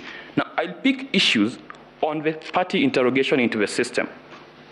And I want to pick issue 1, it's by George. The same George, I said, is an agent of Mr. Mugo, and is proven by the registrar's report R2, the person under 13, for Madva Wangari Karua, George Joroge, and Musa Omondi. That is the George. He asks, wanted to know the user who logged in on 12 August 2022 at 001 hours. I will take you to R9. It's the registrar's report. I have not filed anything in reference to this, my lords, my ladies. And it shows there was no user. It's the registrar's report. I'm not going to give an interpretation. And I'll say the comment under, by the registrar, a review of access laws did not show the user or any suspicious activity. The registrar was represented by an IT technical team. So it did not even request us to lobby the registrar, explain to the registrar. The IT team confirmed for itself. My lords, my ladies, they said there was suspicious activity between various dates. I'll take you to comment 4 by George Njoroge. Agent wanted audit logs for user root during the election period. Logs were retrieved from 8th August to 29th August 2022, the day before the election and the day before we did the exercise. There was no suspicious activity. I would like the court to do a simple thing, my lords, my ladies. Compare the logs Mr. Mugo has provided and what is found in the registrar. You will discover there is an apparent discrepancy on the face of those logs. Nothing put on the slideshow is in the registrar's report because it's not. He may clarify where he got that, but he'll simply refer to the registrar's report. It's not, my lords, my ladies. Now, when you move on with the report, you get other clarification by other users, and I want to pick 3 that are quite pertinent. They say there was no way of ascertaining the date of the server log, and that was the opening comment.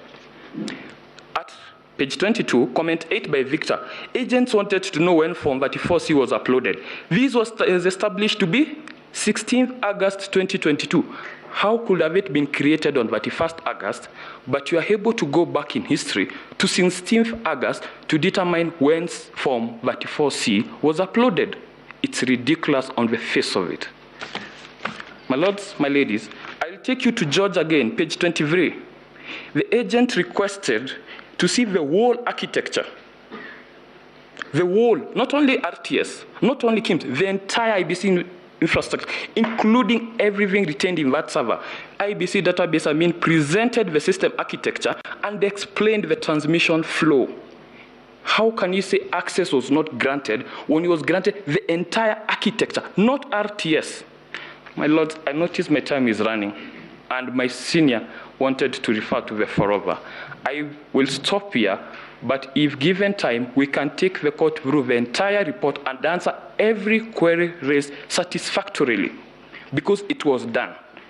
Access was granted, that's why comments were made. If access was denied, there would have been no comment. Thank you, my lords, my ladies.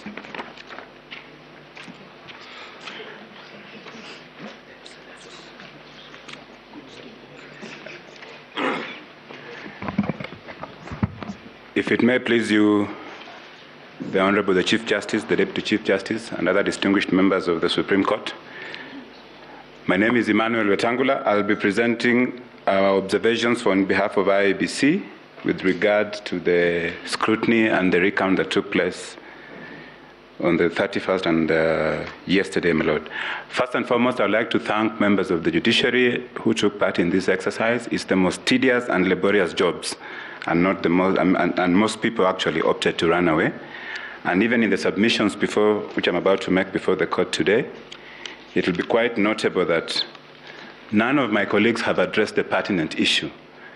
All the results in the boxes matched the results that have been declared by IEBC and the results that were used to declare the president under Article 138.10. My Lord, I'll simply give one example. The application for scrutiny was given by the petitioners, and they identified the stations that they wanted. If this was to be a sample of the entire election, the report bears out the fact that out of the 45 polling stations that were counted, there was no variance of results in the 40 stations, 40 of the polling stations. The report clearly shows that there is no variance of the results with that which was contained in Form 34A. But most importantly, my lady and my lords, there were slight errors which will arise, and it always arises in every election. It's typical to human error. And even to point out this fact, my lord, I was reading the report that was prepared by the Honorable Deputy Registrar. It also has a slight error. And that error was corrected today when you were sent an addendum correcting a mistake that had been done.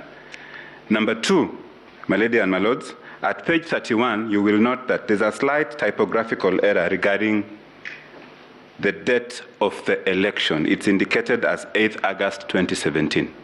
a normal error that any human being will make. But if it were the petitioners, I'm sure they will pray that the entire report be disregarded. But, my Lord, the most important thing is the environment under which elections take place is a very tense situation.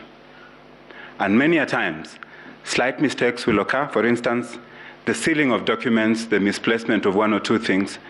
The only complaint I've had my learned colleagues, Mr. Awele, complain about, Ms. Mboshe, and Mr. Willis Otieno. It's about material not being placed in envelopes. But of utmost importance is, having been present with every ballot that was counted, it tallies with what was given to each of the candidates. But most importantly, the allegation the petitioners have made and have been running around with is that election results were being taken from one candidate and being added to another. That fact was not proven. This is their case. And if at all there was any variance in the results, I believe Mr. Willis Otieno will have sung for us a new song today, but he didn't. And that confirms that actually the results are believable. And my lords, these are the results that were transmitted through the results transmission system, first and foremost, having been final. Secondly, these were the results that were physically delivered by the returning officers to the tallying center at Bomas.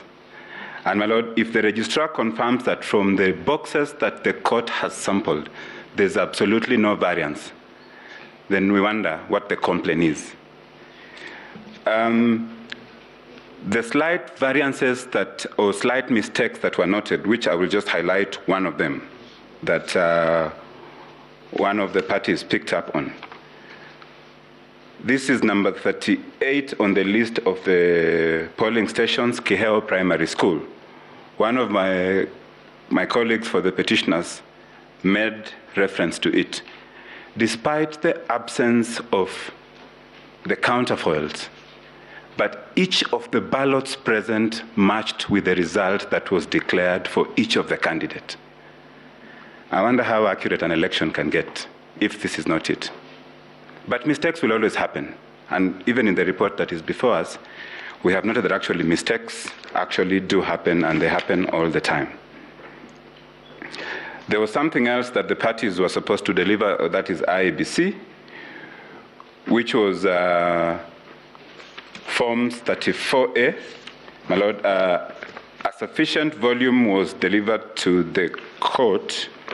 I'll just confirm how many there were. There are 32 volumes of Form 32As which have been availed to the court. My lord, there's also the error form, 3 volumes which have been availed to the court for scrutiny, signed by the chair. These are the errors that were noted during the verification and tallying. And lastly, my lady and my lords, before the time runs out, Book 2 of Form 34A, some of it was found in the ballot boxes during the scrutiny, but some of the boxes did not contain, and it's borne out in the report. But the purpose of printing this booklet is actually known to all the players. My lady, my time has run out. I'll just request for 2 minutes to finalize my points, and I'll be done. Thank you. My lady, with regard to Form 34A, Book 2, the purpose why an extra copy was printed, and it's known to the petitioners, but they will not tell this honorable court, was that at any time, sufficient copies of the forms will be available to the agents, candidates, and the media. This is to ensure that the results that were being declared at the polling stations being final were transparent and known to everybody. But a contest arose, and a decision was made by the chairman of IEBC that this material was to be sealed and placed in the ballot boxes. As it will happen, in some of the boxes, and the report will bear it out, some of the forms are not there. And even the report will bear it out that some of the presiding officers made mistakes in Book 1. They cancelled it and utilized Book 2, but still the result did not change. What is important and material is from the scrutiny that was undertaken until very early hours of yesterday morning, the result matches what is contained in Form 34A. And my lords, those Form 34As have been availed to the court pursuant to the rules of the Supreme Court, and they are the forms that were used to declare the results of the election upon the completion of the exercise. Similarly, these are the same forms that were transmitted through the results transmission system, and they match each and every other form that was given. Lastly, and very lastly, there was in one station in Kakamega where the Form 32As were not availed, and affidavits to that effect have been given, and the reason is that because of an outbreak of violence, the affidavits will bear it out. With those few remarks, my lady and my lords, Professor Mugai is asking for a donation of the time, but it has run out. Thank you very much.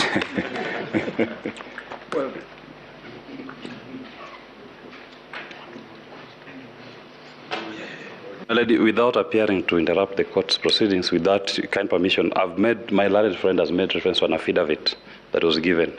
You've never been supplied with that affidavit. We don't even know about it. And I don't think it is proper for evidence of such a nature to be brought to court at this critical point. And I wish the court should ignore it. I don't think we are aware of it because we closed the filing of proceedings in this matter. Very kindly request you to allow me to place on record that we reserve our right to object to that document filed by my learned friends. First, because it was filed without leave. Secondly, because no other party has had the opportunity to do the same. Thirdly, because from what we hear now, it may very well contain falsified documents. Yes, have we had submissions from the 9 respondents, but now in the... Yes.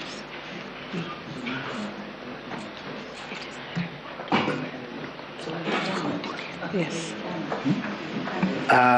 Madam Chief Justice will be making a formal application for the document tendered by Learned Counsel Mr. Mulgo to be expunged from the record. But first things first, we shall respond pursuant to the order issued by the court. We were to orally respond, yes, not to use that opportunity for other filings. On our part, 2 of my colleagues will make the oral submissions. Please, that was not within the... Please allow us the 15 minutes. We hadn't started making the submissions.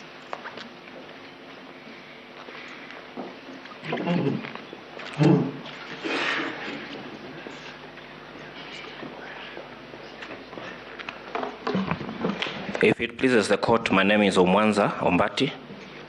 I'm going to present the first part of the comments about the scrutiny report. And the second part will be presented by my learned friend, Senator Hilary Sigei. My lords, it's important to first appreciate that the purpose of scrutiny is an exercise that is meant for the court to have an impression of how the exercise of the election was conducted. And that's what you said in 2013, Raila. And secondly, also it's important to note that part of the process of scrutiny is to audit the election and make sure that the numbers are backed up by the paper trail. In the request for scrutiny that was done by the petitioners, my Lord, Chief Justice and members of the Supreme Court, the request was targeted. You'll find that particularly in petition number 5, and also the affidavit of Arnold Oginga, paras 81 to 91. That is where the scrutiny was ordered, and when you retire to consider this matter, my lords, I request that you restrict them to their case. Now, in terms of the orders that was given by this court, you'd find that there are 7 orders. I'll deal with order number 1 to 4. The first one was with respect to an order that IBC should provide the applicants with copies of the technology system and security policy. This was complied with, except that the applicants also wanted the names, specific names of the system administrators. My Lord, this will not be possible because then you would expose system administrators to danger.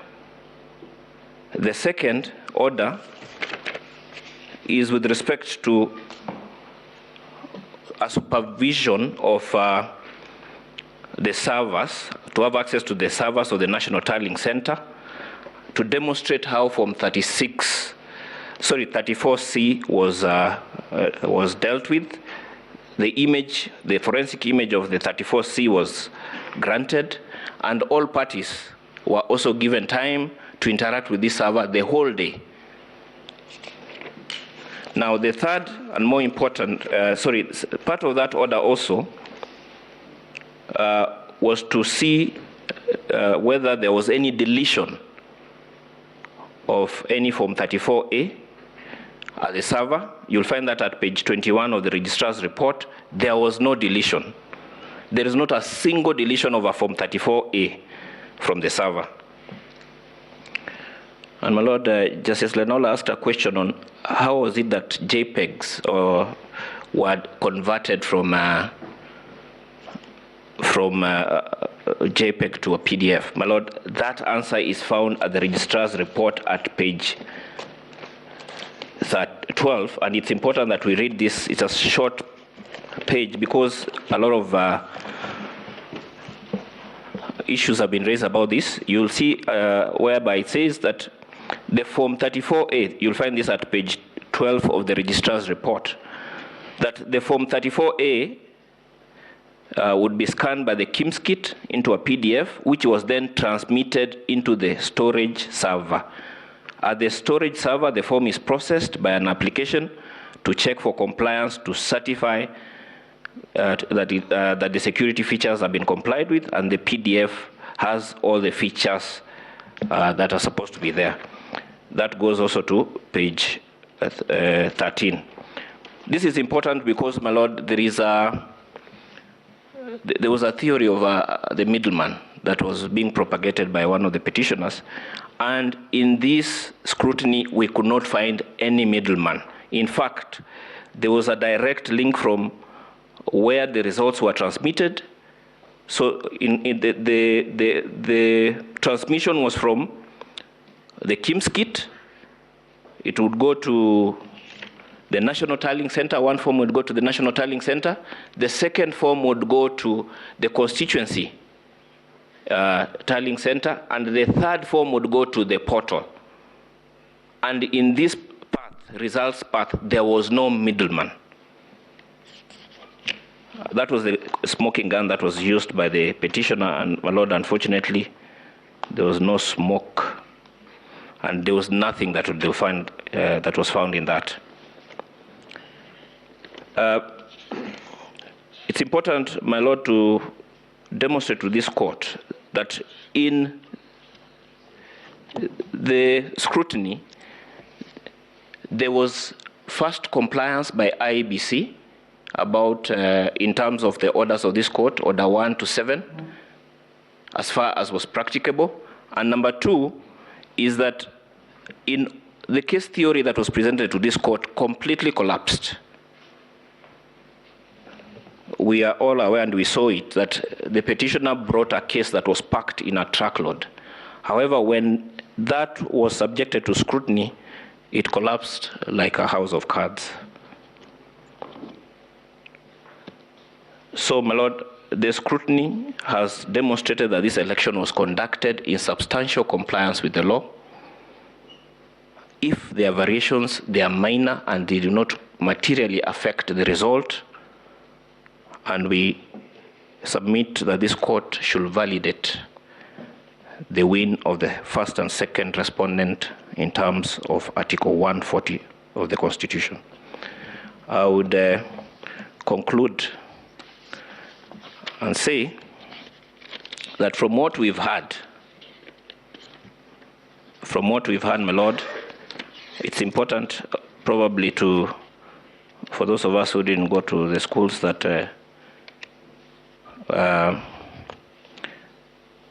my friend Ayatollah went to,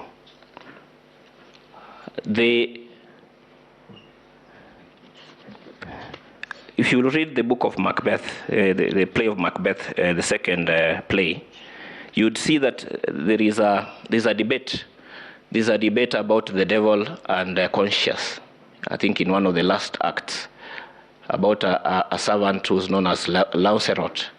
And this servant has this big debate on what is it that, he has the devil that is pushing on him and also his conscience. And he concludes that he would rather go, in fact, I quoted this because it's very interesting. He says that my conscience is hanging by my neck, the neck of my heart, and in my conscience is a hard conscience. However, the devil gives me a more friendly counsel, but I choose to run from that friendly counsel. My Lord, with those few remarks, I will request that my learned friend, Senator Hilary Sigei, can continue.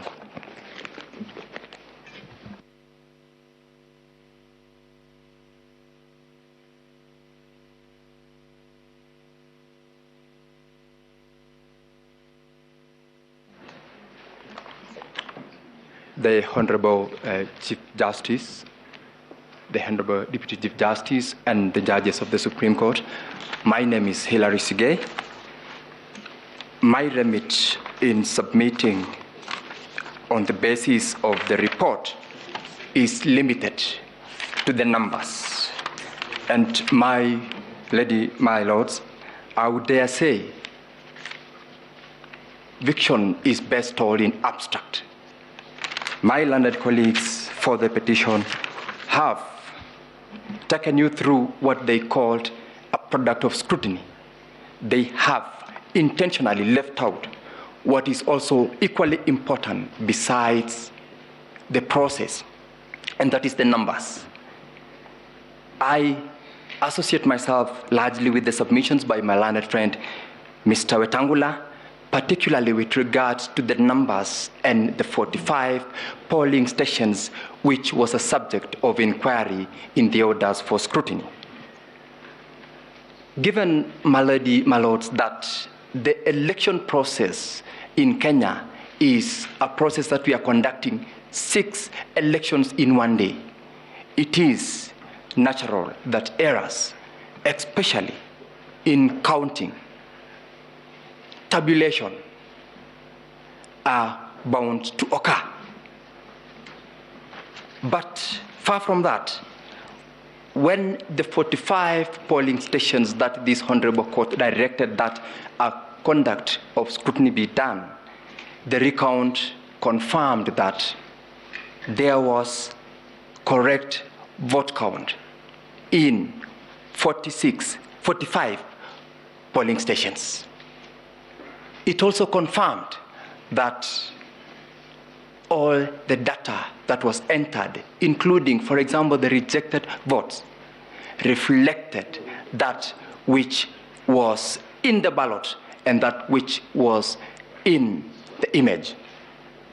It also confirmed that the Form 34As were not altered as it has been submitted before you.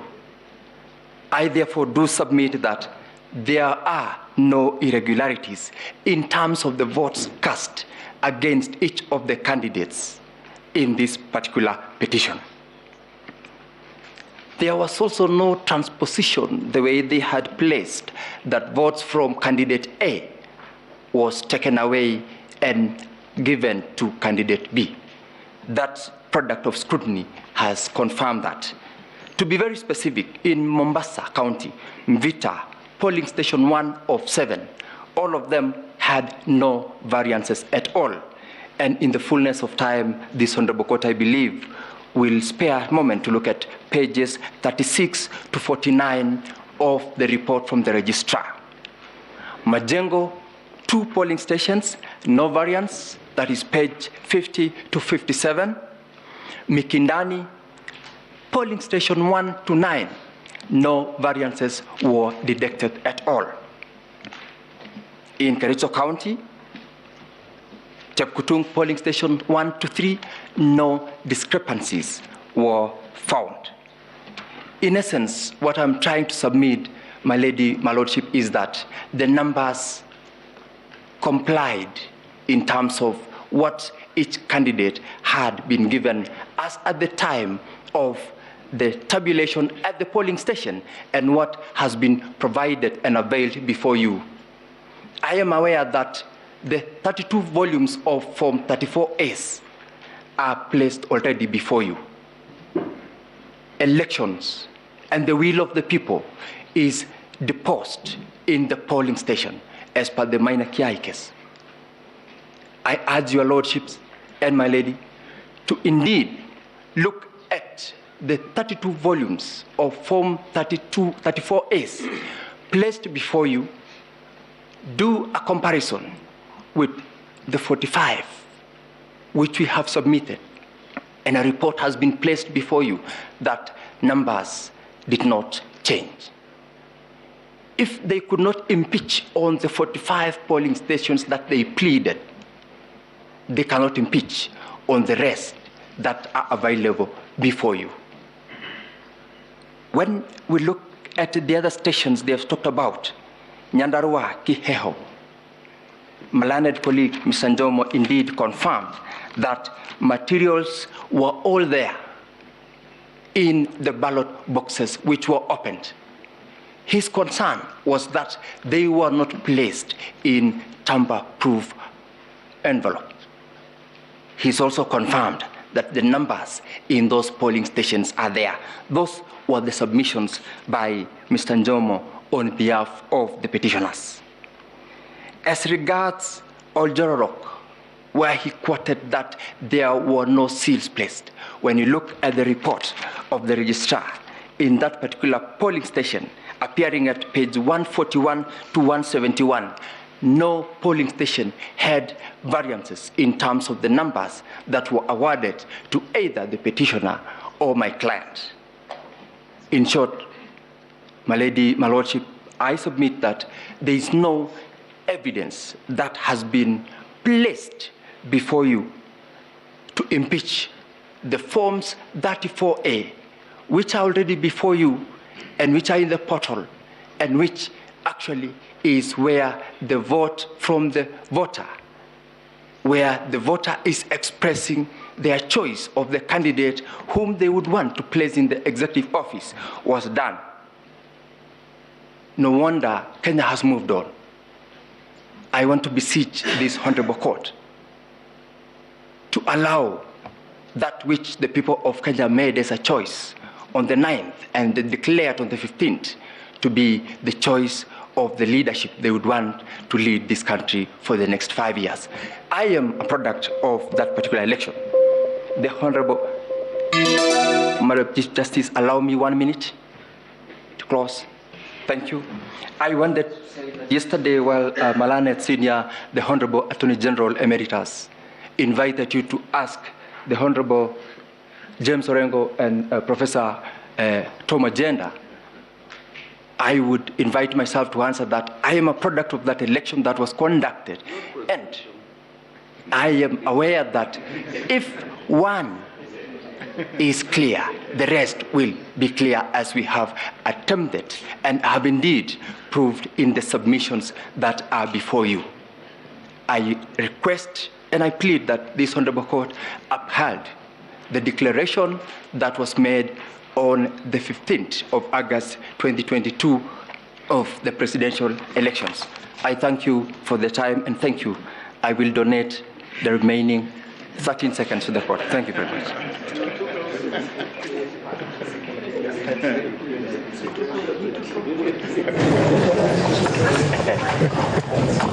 Thank you very much, Council, and I think we congratulate all of you who have been elected to the new office and wish you well. For you, I am mandated by my colleagues, and I hope on this one I also speak for my very dear and distinguished friends on this side. We haven't finished. We haven't finished. We haven't finished. Oh, you haven't? Yes. Sorry, I wanted. Yes. Sorry, we wanted to say that we cannot accept these documents, unfortunately, because we had closed the filing and we had indicated that we will take oral submissions on the report by the registrar. So the application to expunge them, I think it's around, they were not even filed, they were not accepted, our system did not accept them. I think there is one clarification or so from the bench. Justice Fenaura? Yes, thank you, President. Mr. Murgor, let's go to R10. R10 is users who logged in recently. On this registrar's report, you projected it. So the one which has the Vito, Gudino, Vito, Provisio, Silva, Ogudino, do you have it?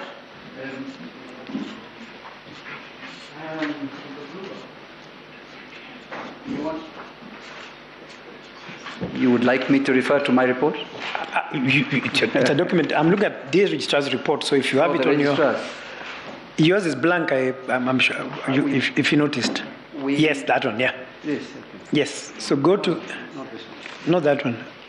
Page, it doesn't have pages, but it's an extra R10. It was the foreigners' logs. Mine doesn't have pages.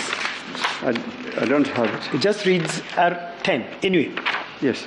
R10 is titled Users Who Logged In Recently. Do you remember that? You projected it here. We projected it, yes. Yes, so Vito logged in on July 28th. That's my question. I want to see whether we're on the same wavelength as to the dates. Because you said they logged in during the tally. Does someone have a copy of the report? We can share a copy. You can use this. Please share a copy. Take this. This is share this. R10. And to save on time, Mr. Ngarisha, you can be looking at R12 yourself. This one. Yes. Thank you. Okay. So, Mr. Murgor, you said in, if I... That's all. R10. Why don't I have this? Okay. Yes. Yes, so R10, please read for us the dates that these people logged in and the time.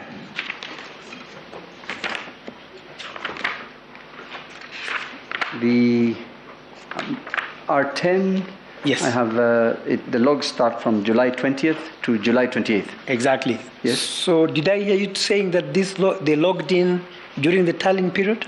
That's what I had in my document that I filed. We are looking at the registrar's report. So how different is your document from this one? I will check because what we have has those logs.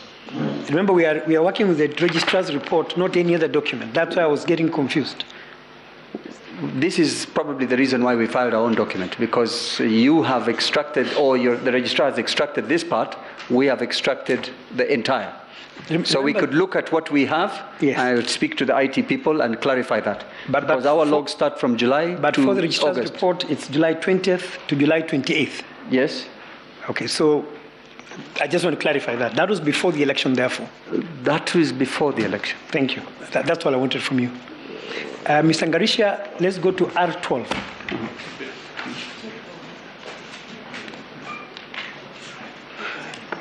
I would have expected you, as you come, to answer Mr. Murgor's concern, which was that R12 is a history of delete and removal actions. Mr. Murgor's concern was activity, and you look at the dates, it is 6th of August at the bottom, and then a lot of activity happened on the 31st of August. I would have expected you to say these deletions and removals relate to this action. Mr. Murugor is saying, following the, and now I think we can disconnect R10 from R12, but I'm concerned about R12. What activities were these? What was being deleted? What was being removed? So that you can get Mr. Murugor's point, which is quite of interest to me. I thank you. My Lord, far be it from me to correct the court. R12 is a series of command, but was firstly executed by the IEBC database manager. I refrain from mentioning her name. She has her own security concerns, but her name appears on the record. Then, that is, I would say, if you look at the page, from 58 to 72 on your left, that is the command running. If you look at R12 on your left, my Lord, there is 58, 59 running. That's the command running, showing there was no deletion. If it was put on the screen in color, you will see what then we did once we realized there was no deletion. Mr. George had a specific command, which he said you can delete or remove from a server. Like in a computer, you can either press the delete key or you can press shift delete. So you can either delete or remove permanently from the server. That command was executed. And my Lord, be it far from me to comment on this. The registrar at page 21, James, Caliph Khalifa agent wanted to know if the root user has deleted or removed any file from the server. No records of file deletion or removals were discovered. I could interpret the code where you have 72, it shows the library Docker. You have a server which has various compartments called containers. These containers connect to the server by what we call a Docker. It's just an interface for exchanging the communication. It just is up to there. It cannot find any deletion. Then they executed a graphing. Graphing is where you limit the search range. Maybe you wanted to go to the registry and ask how many matters were filed in June. If you ask the registrar how many matters have been filed, you will maybe start from January to August. But if you ask what files were filed in June, that is the graphing. And that's why you see when you read it, it has a graph. Graph, it's not GREP space rem at root after number 72. There is root, application runs. It looks at the log history. Let me, if you will indulge me, let me explain it, my Lord. After 72, the root application, which is in that specific container, runs the log history, then it's graphed for remove. Is there any history of removal? There is none. Mr. George then requests, let's check for delete. That is all I wanted to hear. If you say there's no deletion, that's it. I think we understand what the point is. And my Lord, for R10, yes, I could clarify if you'll indulge me. Go ahead. If you look at the entire logs, there's what you call an IP address. There's a public IP, and there's an internal IP. The judiciary has its own Wi-Fi that it runs within the court. It has an internal network. Then there's the World Wide Web, where everything that everybody can see. All those IP addresses, compared with all the IP addresses in the entire report by the registrar, there are internal IP addresses when IBC was being supported. The same way, if you had an issue with your laptop, you'll take to the judiciary technician. They were being supported because they purchased a software and they needed routine maintenance. And my Lord, before you say this is my own assertion, I will take you back to the registrar's report, whereby they searched between August, the entire month of May to August, for any deletion, removal, there was none. Then they searched for the entire August, whether those users accessed. The answer was none. I will adopt this report in entirety. See, for maybe a few comments I would have, but that's bickering over the minute time, my Lord. Thank you very much. Much okay. Thank you, CJ. My Lord, just a quick one. The page you refer to as R10 appears to look very similar to this page 16 that I had provided. All I'm saying is that relates to dates in July, and what we received from IEBC contains logs up to the 31st of August. But the two last entries in August 31st and 24th are attributed to Root, who we believe is one of the same gentlemen. But the one I referred to today was August 16th. So it's just a question of how long the log was. Check again on your side.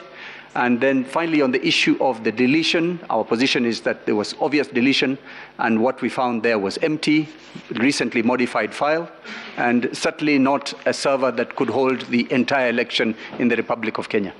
Thank you very much.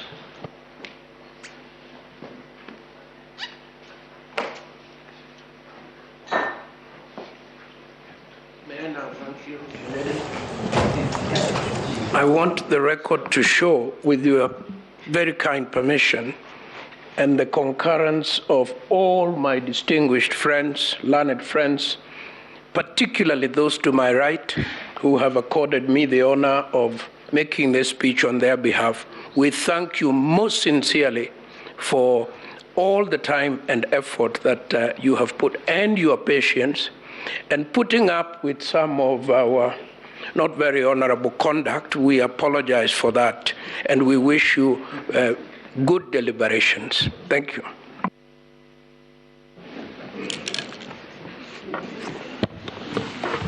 Thank you, Senior Counsel Professor Gideon Muigai, Attorney General Emeritus. From this end, and before our team leader speaks, we want to thank you for your assistance to us in the last 3 days. We want to say that if there was bad manners, we didn't see it. These things happen, and there really wasn't bad manners. We thank you for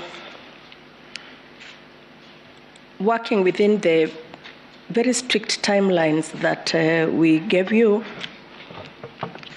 Now, if you felt pressed for time, blame yourselves, because you gave us 14 days to do what ought to be done in a year, if you ask us.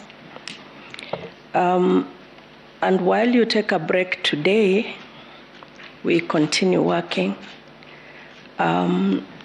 We thank you, truly thank you on behalf of the team and before the team leader speaks. What you didn't know, but you may have realized, is that every day there was a marshal or a prefect from this end to ensure that you kept to your lanes. If you didn't notice, today I was the marshal. The day you laughed most, Dr. Wanjala was the marshal.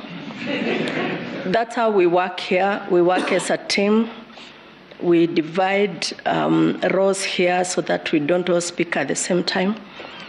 And here, like things we have heard you say today, we consider ourselves equal. None of us has a veto power, but of course we have a team leader. We thank you very much. Pray for us as we undertake the next phase.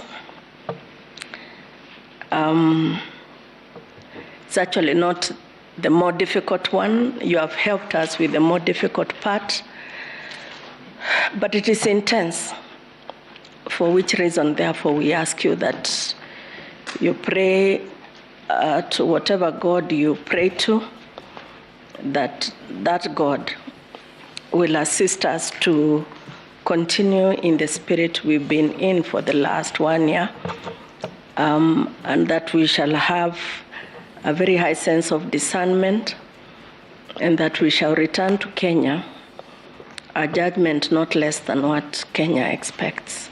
Thank you very much, and now I ask that the team leader speaks to us.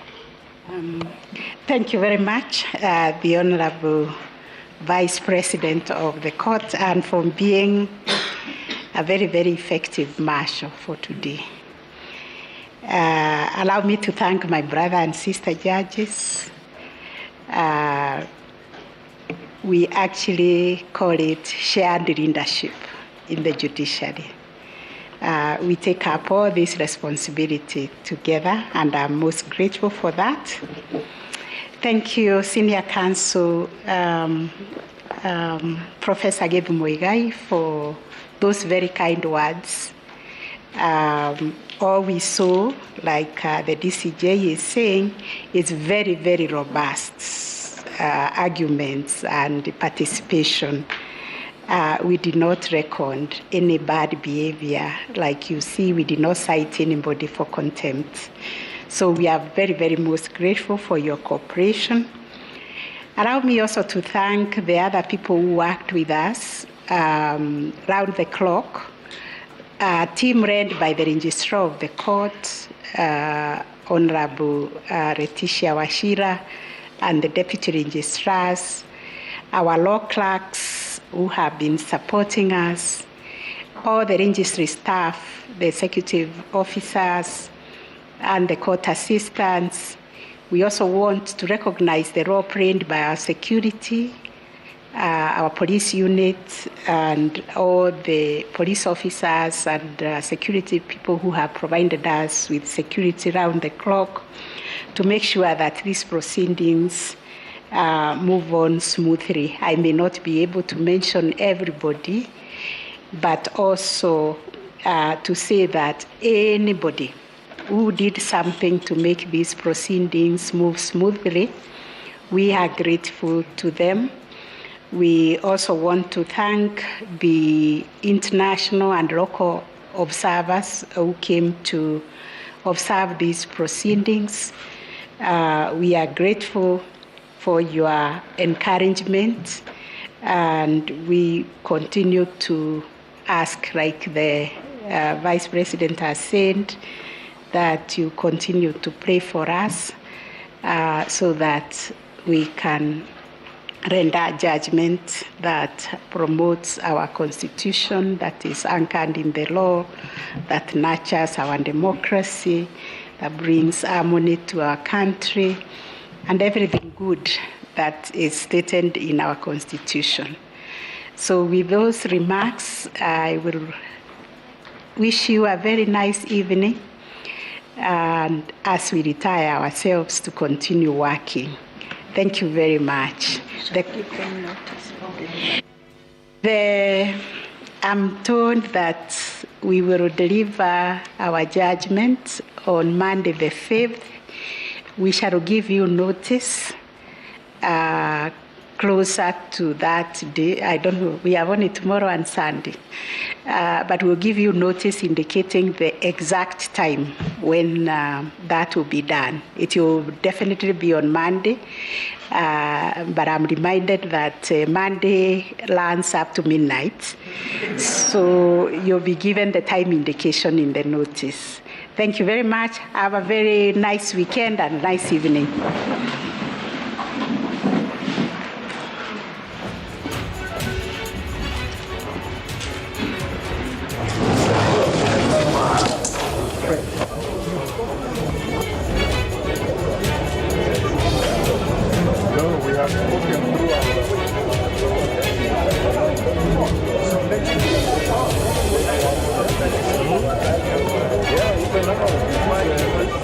There's a question I had.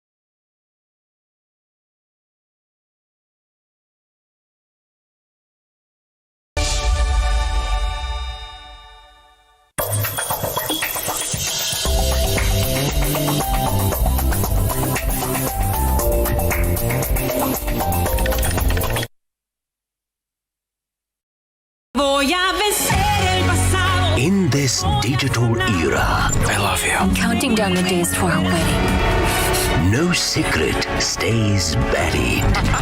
You recorded this. I don't want to see you again in my life. Will Angelique, Valentina, and Sebastian overcome their past misfortunes? How could you betray me, Alonso?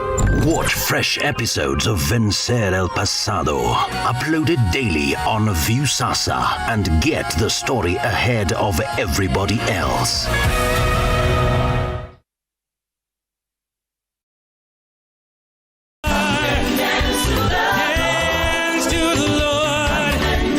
This first Sunday of the month, Reverend Livingstone Kiarie and the entire congregation invites you to a glorious and spirit-filled worship service at ACK Tattoo Parish.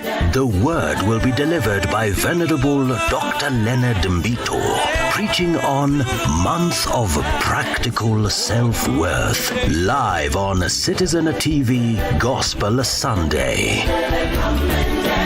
Oh,